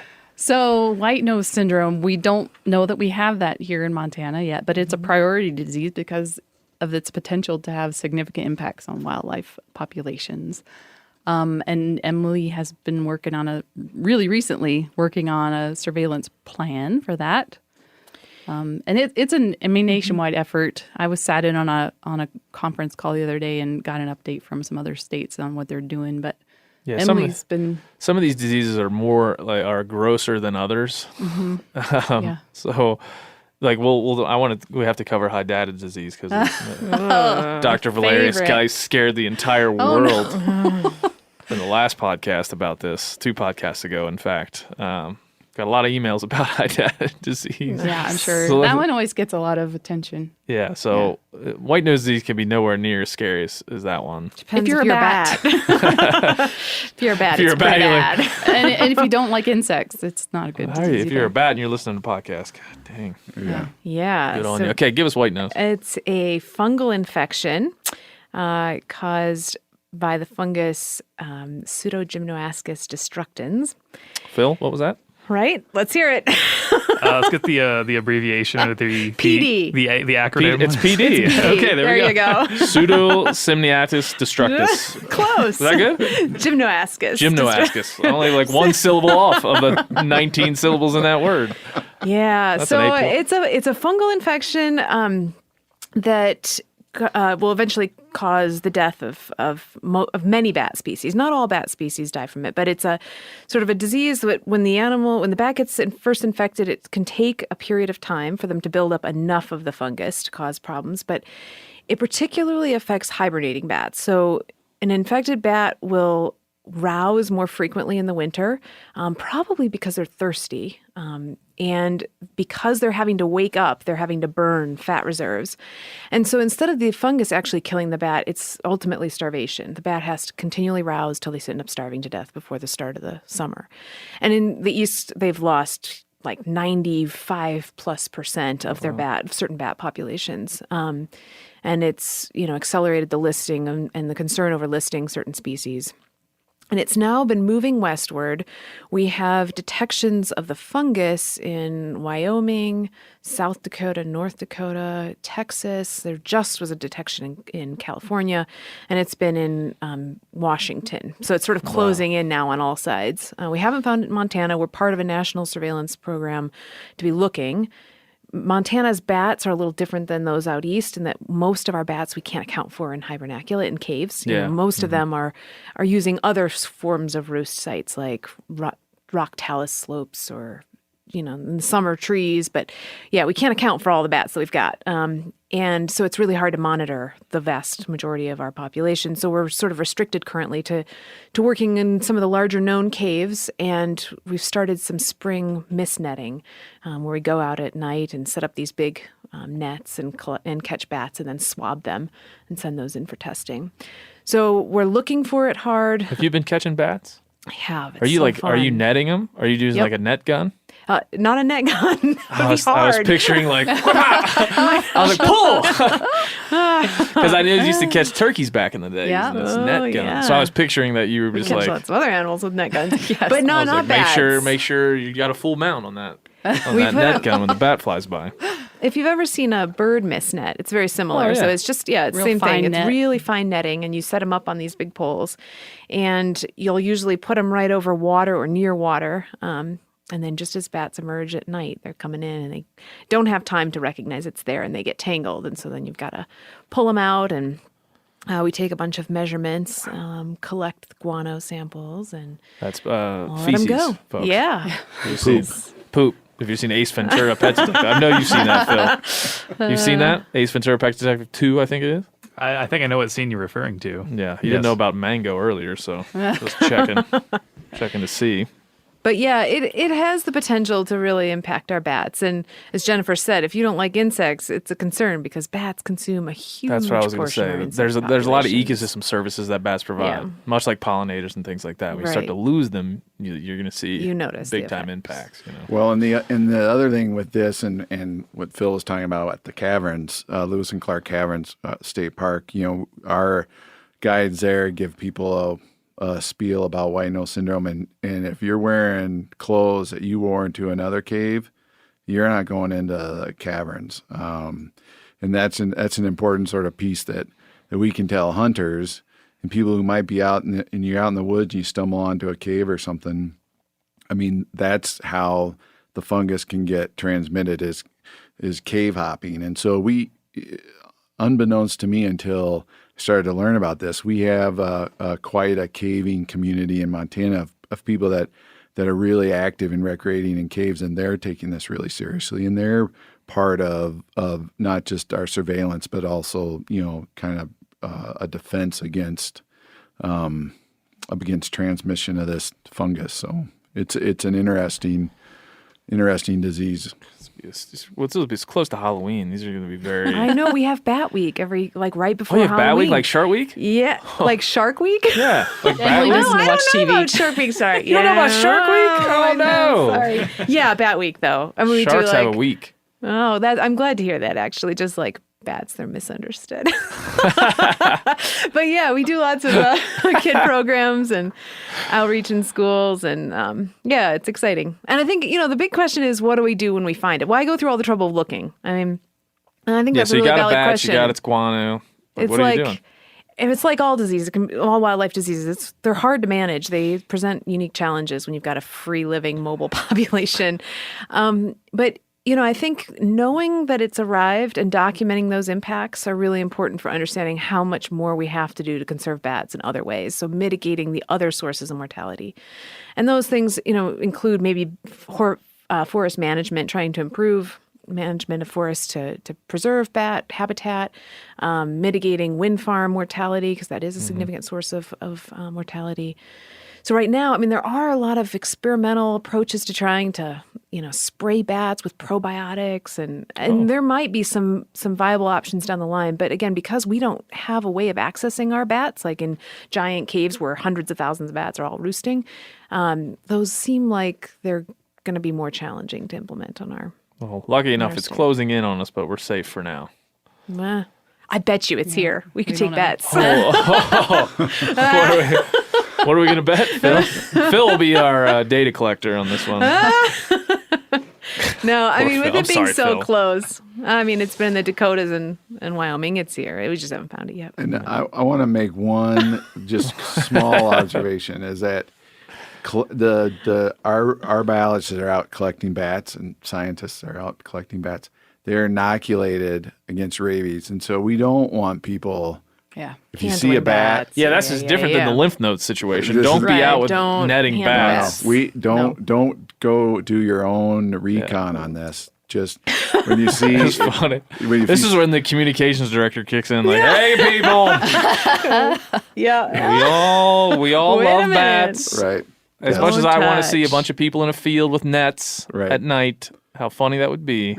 Don't do it. Well, and this is the time of year where we get lots of reports of bats because Yes. bats are, I'm not sure what they're doing this time of year, but they're more visible. And so you'll see them on a shady side of a brick building. They'll just be like, kind of all of a sudden you'll see this little tiny brown mass where they're just roosting in spots. They're more visible.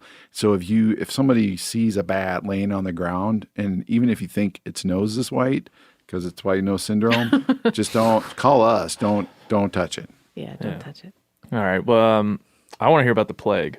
Oh, about the plague. So, plague is a bacterial infection.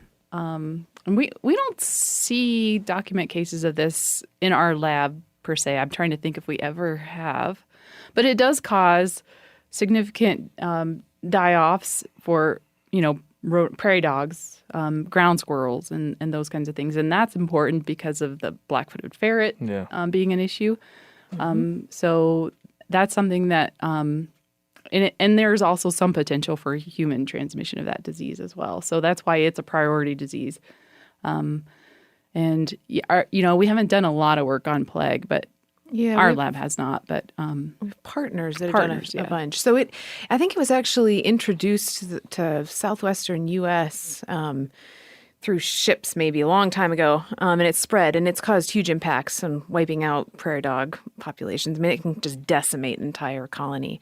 And there are colonies even in Montana that blink on and off because of plague, or blink off rather. I mean, the concern is ferrets, and so a bunch of our partners with U.S. Fish and Wildlife Service, some of the academic institutions have been doing work trying to figure out how to manage this, and a lot of it revolves around managing the fleas. If you can keep the flea population down, you can try and minimize transmission, and hopefully prevent the collapse of the prairie dog colonies for ferret conservation. believe it or not, we do get people who bring us ground squirrels. I was just going to That bet they- you took the question out of my mouth. I was they going to say, do find- people bring you They like absolutely do bring us things like that they find. And believe it or not, once in a while I'll get a call and someone will say, we usually have a lot of ground squirrels and this year we don't have any. And they're concerned about it. Yeah. So that happens. And a lot of those probably are, those big outbreaks could be plague related. And there are other diseases that rodents carry that are of concern too. So we want to make sure we know about those so we can advise people not to be handling them. But there are people who kind of watch that and let us know when they see something. Yeah, so again, if you come across like a big pile of dead rodents, Rabbit, don't Grass touch. Just give us a call. got that Phil? Come on with our hands. Got that Phil?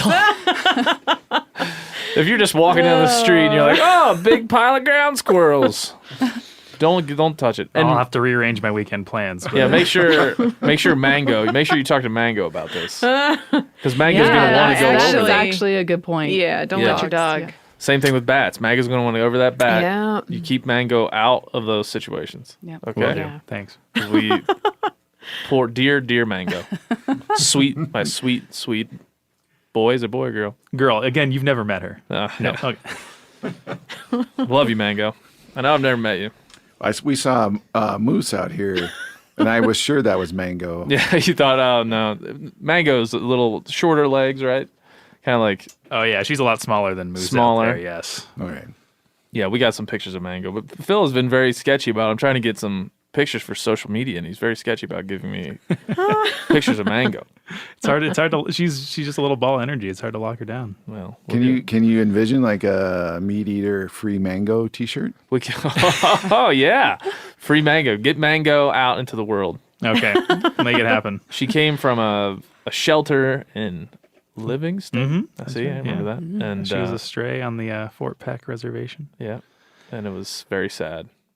Last time, you guys probably didn't listen to the podcast, but we played "In the Arms of the Angel" by Sarah McLachlan, and Phil told the story about mango. It was a very emotional time. I actually legitimately shed a tear because it was thinking about the bond that mango and Phil have. I will keep her away from the rabbits. The dead rabbits. Bats, yes. And the bats. Yep.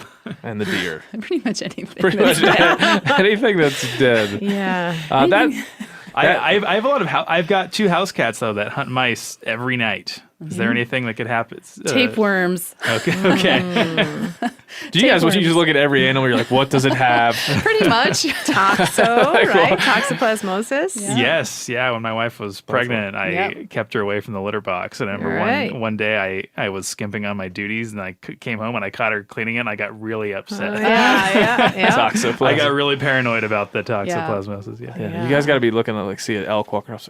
What's it got? It's got all kinds of. It's What's like a it got? mobile ecosystem. Yeah, just walking around, spreading stuff. kinds of things. The whole mango thing gets me thinking about hydatid disease. Oh, yeah. Yep. This one is, love me some Valgeist. I mean, a wonderful human, and rolls his R's in a way that.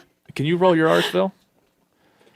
Wow. Oh, Phil. pretty impressive. Well, ladies, I didn't Phil's know if married. that was a R roll, but like a spasm, something. some sort of verbal spasm. She was a burrito. That is- Chicharrones. I can do it. Phil can do it. He's married, ladies. Okay.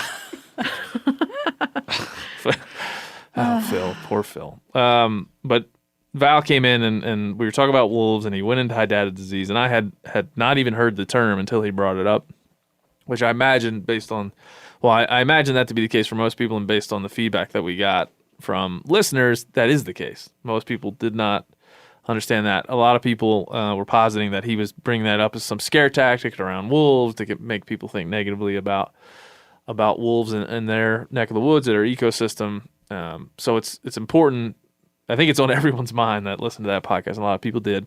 So we should go through it and explain it, and we can either back up Val or not. Either way, it doesn't matter to me, but we should cover off on hydatid disease. Yeah, so hydatid disease is it's caused by a parasite, and the parasite is Echinococcus granulosus. It's a type of tapeworm. This tapeworm is a 2-host cycle. So with hydatid disease in elk per se, that's the one we see it in mostly. This parasite is an adult actually in the intestine of the canine. So in a wolf and elk system, the wolf would carry the adult tapeworms, which actually are really, really tiny little millimeters long, tiny little tapeworms. But they're in the intestine and they lay thousands of eggs. And those eggs are shed in the feces. This is very common of any tapeworm life cycle.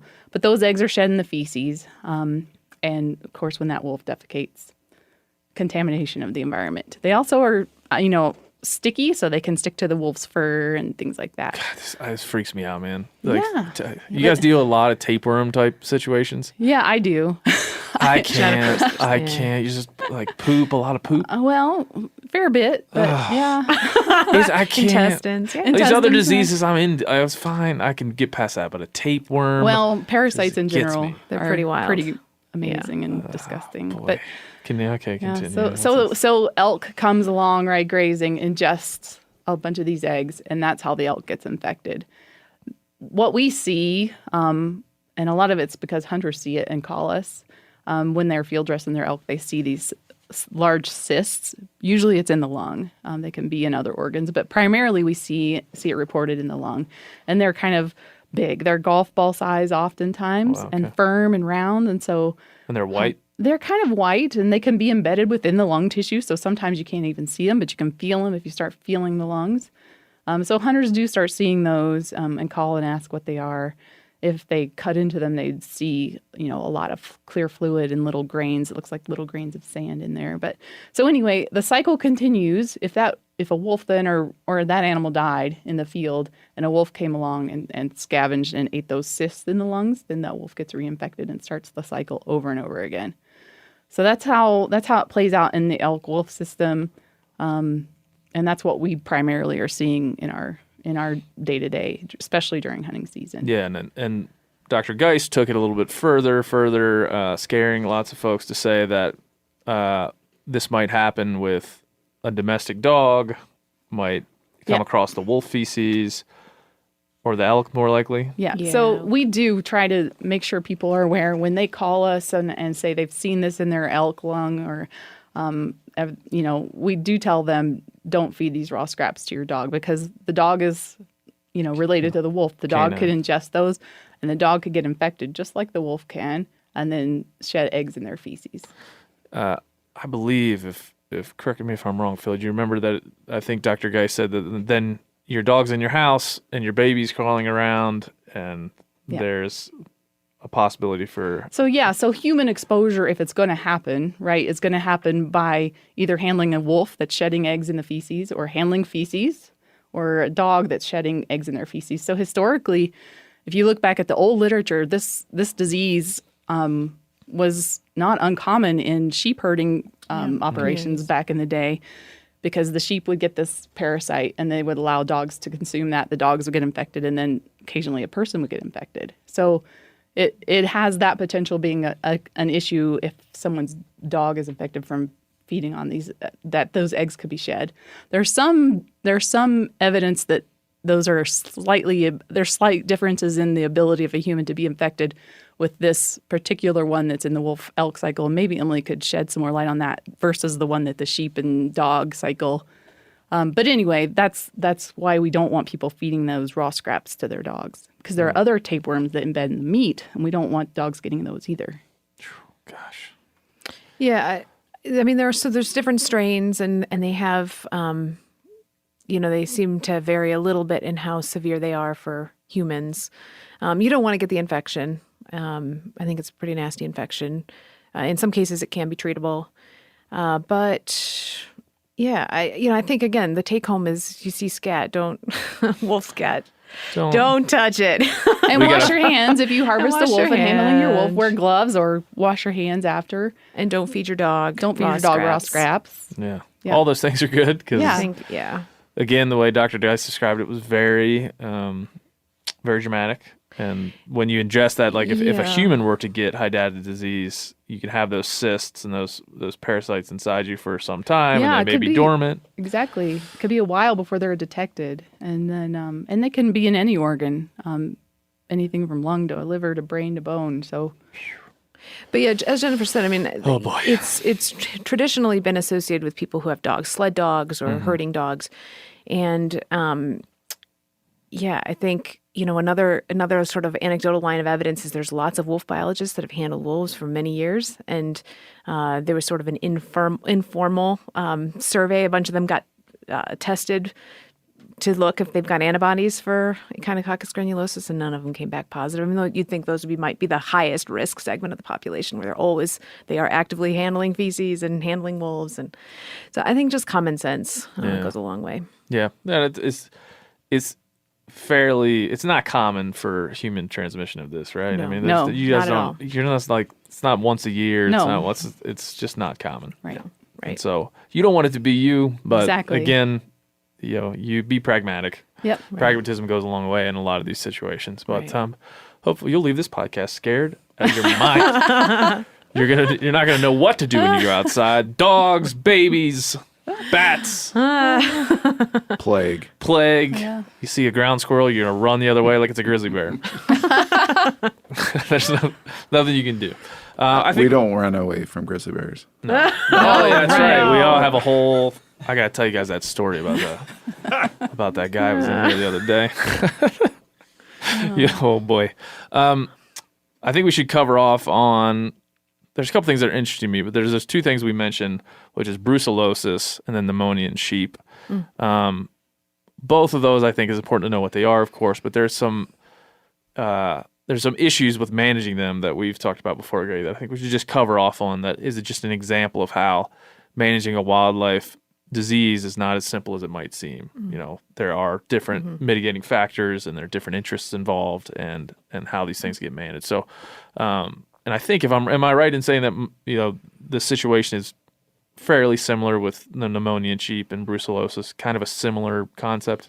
I don't want to connect those in a way that doesn't make sense for you guys. Yeah, no, I think it's similar in that for sure, in that the interest groups involved are livestock and wildlife. So that's really the similarity, or one of the key similarities. Yeah, the if you will, stakeholder groups are kind of you know, livestock owners and wildlife biologists, Right. wildlife scientists, and those things have to come together in a way. Yeah, and hunters. Hunters, of course. Yeah. So brucellosis, let's start with that one. We've covered that on this podcast a few times, but it'd be good to just run through it quickly. Let's see where to start with brucellosis. So brucellosis, we're talking about Brucella abortus here, and it's a disease that we know cattle are a primary host, but now we know that it's endemic in some areas in wild elk. And bison. And bison, yeah. Sorry, I forget about the bison because they're in the park. But yeah, so we know it's there. You know, we've had livestock cases show up historically in Montana where we've had spillover back from these elk to cattle, and that's a big problem. So lots of effort going into trying to prevent that from happening, and the folks at the Department of Livestock have a program just for that purpose, to try to prevent that from happening. And we work very closely with the Department of Livestock on this issue. We meet with them every year to plan our surveillance. They help us kind of go through what their priorities are for looking at where this disease is. And so that's a constant communication, a really regular communication with them and the folks in their diagnostic lab. So our role at the lab here is to figure out the surveillance piece. So where do we want to look this year? So every winter for a long time now, we've been catching elk and testing them for brucellosis, and then providing that information, and that helps the Department of Livestock and the ranchers to kind of estimate their risk, and kind of follow those herd plans that they've got in place. So that's our role, and yeah, it's a big collaboration. Yeah, it's an important one for this state and many others where there's, you know, a lot of most of these are private lands, but there's also public land grazing, you know, sites where this is happening. You know, so it's something we hear of a lot when you talk about, you know, like we said, wildlife and livestock and what this all means and where they interact. Yeah, and we care about brucellosis because it's a zoonotic infection, so it can cause disease in humans, and that's historically why we were so concerned about it in livestock. There are opportunities for spillover to people that way, and then it also causes abortions, and so you lose offspring that way. But yeah, there's a huge commitment from the department to try and know exactly where it is and to work with Department of Livestock on mitigation. You know, the department does have programs for offering resources to fence haystacks or to hold dispersal hunts on private. There's hazing land. done in some hazing. areas. And we have actually, our research biologist is working on a project now to try to evaluate those management strategies and see if they're, you know, what kind of impacts they're having. Yeah. Yeah. What are you dealing with, Greg, on your side when trying to communicate this, you know, from FWP to hunters to landowners to ranchers? How is this being communicated the best way possible? Well, you know, it's got quite a long history. And so a lot of what we're doing is really, it's not something that spills out in our communication with hunters a ton, but it does in our communication with the livestock industry and working with them. And so, you know, and Jennifer and Emily can jump in, but one of the key concern is having that separation between livestock and elk during the calving, when the elk are dropping calves. And so, you know, sometimes there's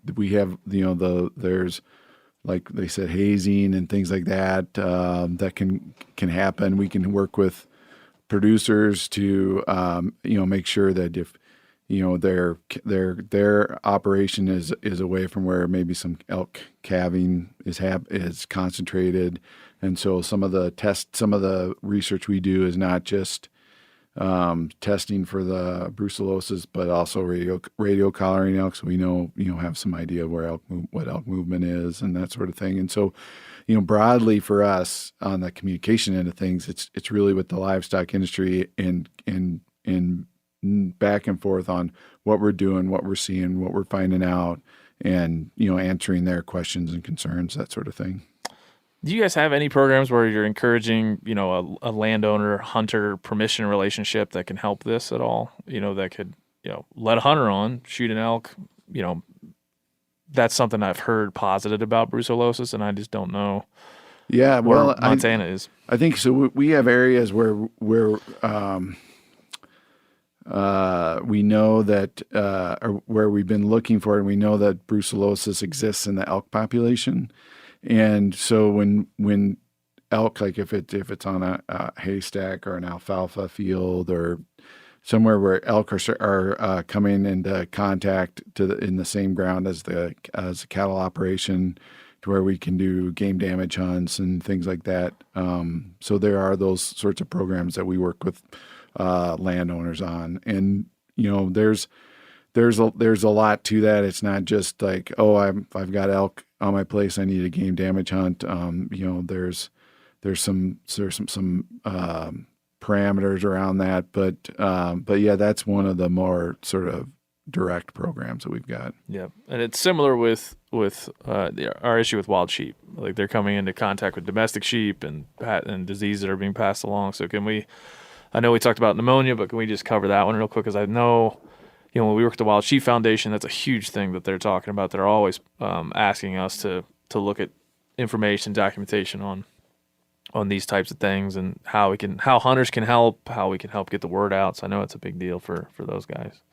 Yeah, so we have a bighorn sheep and mountain goat herd health program that we've been working on for, how many years now? Is this 4 or 5? 4. So how many bighorns in Montana, in general? I'd have to look. I'd have to look it up. I don't know. Do you know, either of you? I'm not positive. I won't find say it. out. I won't say it. I'm not positive. Fewer than there were when Lewis and Clark came through. Many fewer. Yeah, unfortunately. But, so we've got this program anyway, and we've been catching bighorn sheep and mountain goats the past several winters to get baseline health information, because there were herds that we just didn't really know much about, what pathogens might be present, or so we've been doing that, collecting some good information.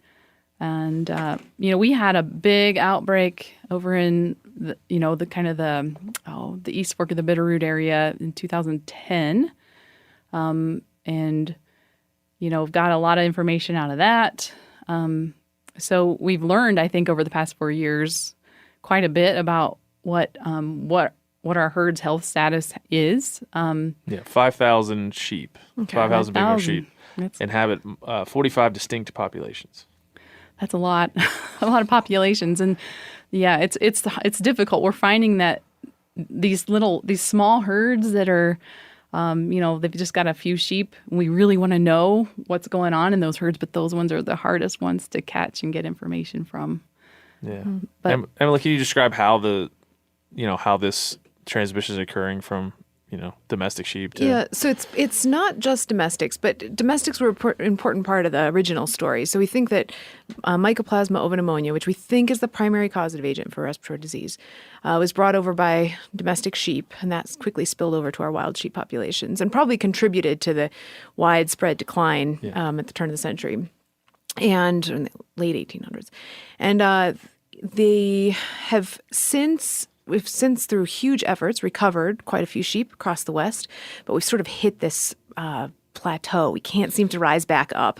And there are plenty of places where it would be great to have more sheep, but we've either got chronically infected bighorn sheep herds that just sort of they are sort of stagnant. They just won't grow. I mean, they do okay, but lamb recruitment's pretty low year after year. Is that generally what it is, lamb recruitment, when we're looking at pneumonia? Yeah. So initially, when the pathogen comes into the herd, the classic pattern is that you get a die-off, and it can vary in size, but on average, it's like 60% of the herd dies off.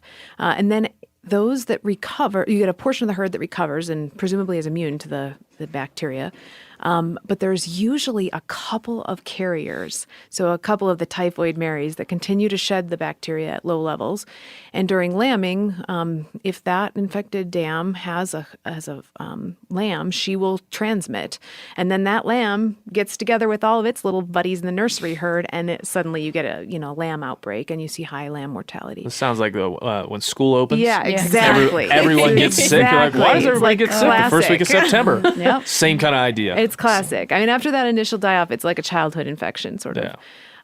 And the unfortunate thing is that domestic sheep do carry this at higher rates than wild sheep. So sort of the standing number of carriers in a domestic flock seems to be quite a bit higher than in wild sheep. And they have a high diversity of this bacteria.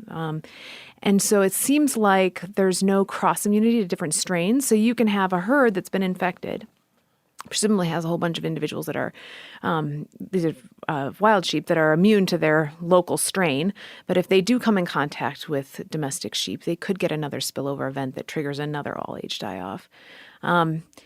We think, we think there are still cases occasionally of domestic spillover to wild sheep, and that's always a concern, and that sort of guides our separation strategy. We want to keep wild and domestic sheep apart from one another.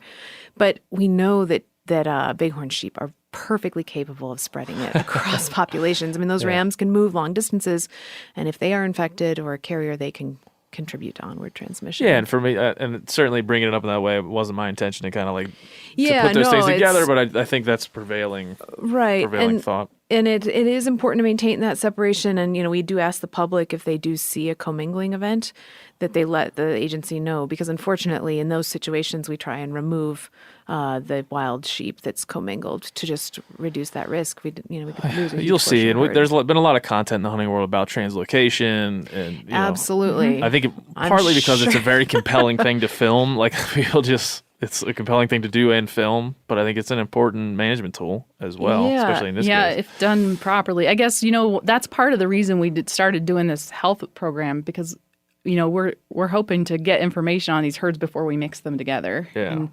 And we're trying it's that challenging. We've been really cautious, I think, in recently, recent years. Yeah. Recently, we've been cautious, but I've seen a map that showed historically where sheep have been moved across the state, and it's extensive.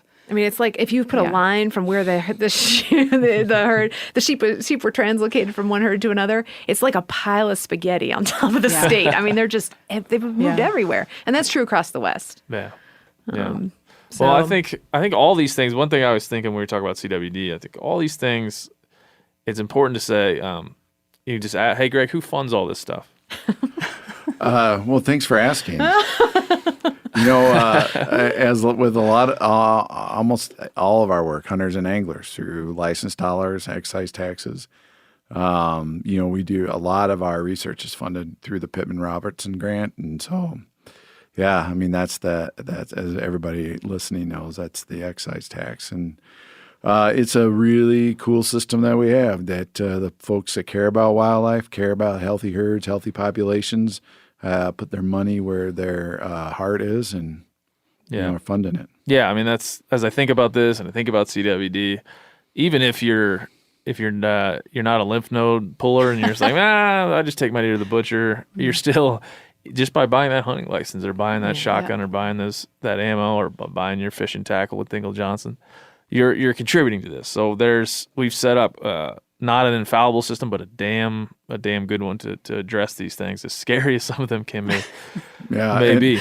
But and I'd throw in this, it comes up with white nose syndrome because there isn't a license we don't sell hunting licenses for bats, and so. Don't get any ideas out there, people.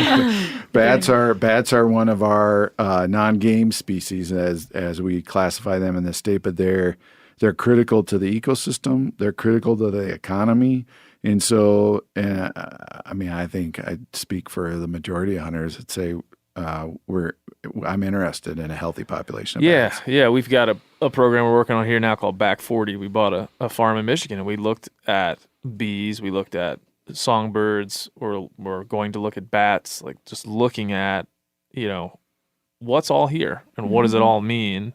And that's something that has really been great for me to be a part of and been inspiring for me to see, like, it's empowering to see all that and to know, this type of native plant life does this for pollinators, this type of, and even to understand the diseases that affect these animals is in some way empowering to someone who likes to go outside and understand, hey, maybe don't stick your hand in that wolf poop. And I know you like to do that, but Right. maybe just don't do that. Well, and that's the thing too. Is important to know about our lab is we are a wildlife health lab. It is not a game animal lab. It is a wildlife health lab, and so I know we were thinking about kind of bookending this with a CWD conversation, but let's do it with owl herpes. Because another bring it back to owl herpes, Greg. You're going to be it. That's what gets you to recurring guest status right there. That's a non-game issue that people are concerned about, and that we and so we look at all wildlife, and whether it's owls or all owls matter. Damn it! I always get in that trap. But yeah, owl herpes. Let's just say it's not prevalent, but we don't want it to become prevalent. Right. And the thing too is, you find an owl dead. Yeah. We don't know that it's owl herpes. It could be our first highly pathogenic avian influenza, which could affect. Oh yeah, we could either have herpes or the bird flu. But that there are a lot of possibilities there, and some of those may not seem to affect everyone at first glance, but they may be more important than we realize. Unless we take a look, we don't know. Yeah. Yeah, So that's a good point. We should come up with some. You know how they had like they'll have like sayings. Don't drink and drive is one of those. Don't touch the owls. Maybe something like that. We got to come up with some, like, you're a communications guy. We got to come up with some, like, some sayings. Phil, you got anything on that? Like, don't. Hopefully it's something better than don't touch the owls. Well, that's just a starting point, Okay, Phil. We're workshopping the Workshopping. idea here. I think that maybe, don't. God, I don't know. I'm stuck If on. you see it dead, don't touch its head. I'm stuck on commingling event. Oh yeah. Report commingling. Don't commingle. Well, I mean, hashtag. Don't be a dingle and All right, man. This is gonna get my dad jokes. I'm 33. I can't even make dad jokes, Phil. Well, just think how good you're going to be when you're 43. That's true. I'm gonna be. So anyway, we'll work on our owl herpes, anti-owl herpes PR lines. We got to come up with one good one, Phil. You always come through. I've got the wheels turning, but it's taking longer than I was hoping. So it's lunchtime on a Friday, man. We gotta get out of here. Well, 4-wheel drive. Yeah. Well, don't touch the dead owls. That's the best we got for you. Anything, Emily? I feel like you might have something. About owls?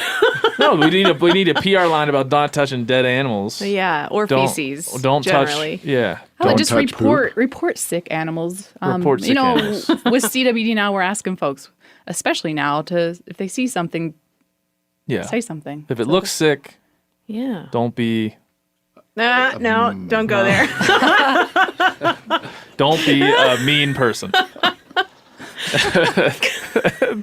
All right, that's got to be. Thank you guys for your service.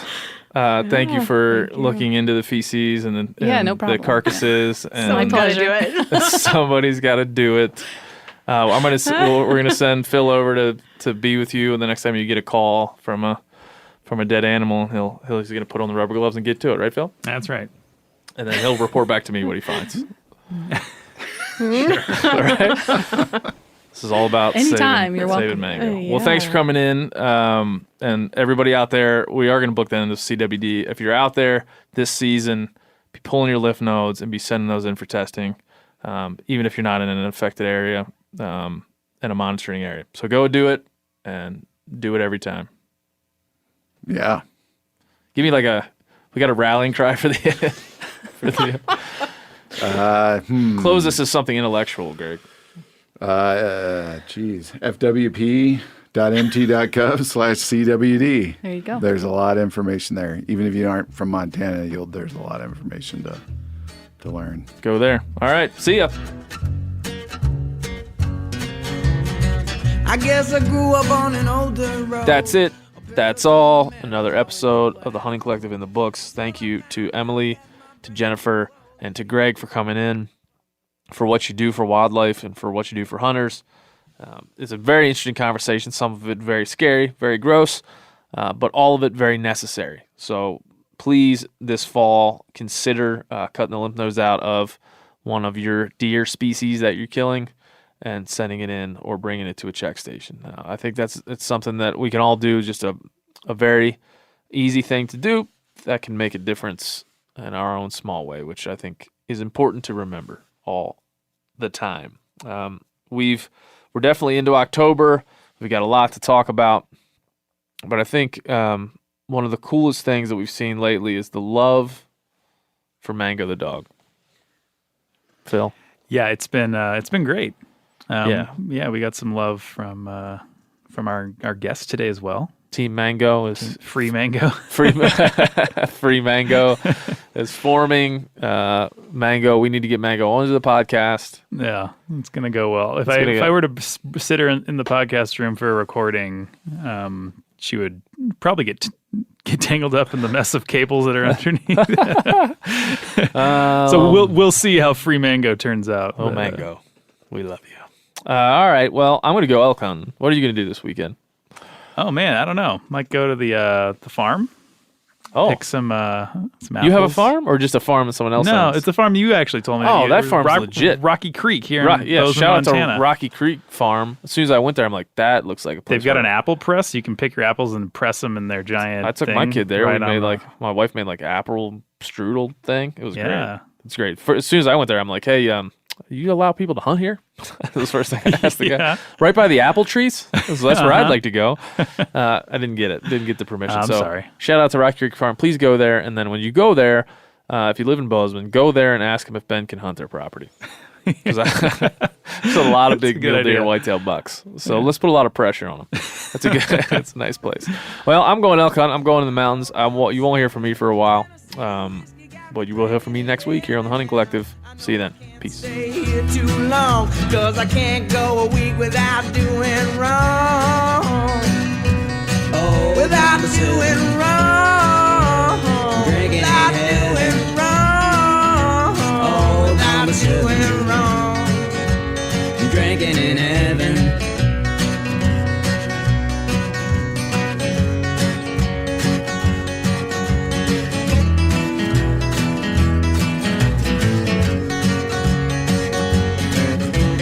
Sitting as the bar stool starts to grow roots. I'm feeling like an old worn-out pair of shoes. Oh, tell me what is it that I should do? You ever get that feeling the walls closing in, the concrete jungle suffocating you? You crave some wide open spaces, the chance to connect with nature, maybe in a spot all your own. Well, head over to land.com. They've got ranches, forests, mountains, streams, you name it. Search by acreage. You can search by location. You can search by the kind of hunting and fishing you're dreaming of. Land.com. It is where the adventure begins. Hey, everybody, listen up. I got mega huge news. Meat Eater Live is heading back out on the road. That's right. Join me and the crew. Clay Newcomb, Cal, Yanni, Spencer's going to be there. Phil the Engineer's going to be there. Meat Eater Live, headed back out. Now, when you get every ticket, okay, every ticket you buy, you get a signed copy of our new Meat Eater Outdoor Cookbook. This tour is celebrating the release of the book. Buy a ticket, get a signed copy, Meat Eater Outdoor Cookbook, wild game recipes for the grill, smoker, camp stove, and campfire, which I'll point out is a $38 value. Here's where we're going to go. April 23rd, the Mesa Art Center in Mesa, Arizona. April 24th, the Balboa Theater in San Diego. April 25, the Grove in Anaheim, California. April 27, the Crest Theater in Sacramento. April 29, the Union in Salt Lake City. April 30, the Egyptian in Boise. May 1, the Wilma Theater in Missoula, May 2, the Bing Crosby Theater in Spokane, Washington, May 4, Revolution Hall in Portland, Oregon, and May 5, the last day of the tour, Pantages Theater in Tacoma, Washington. For tickets and more information, visit the events page at themeateater.com. Hope to see you at the show.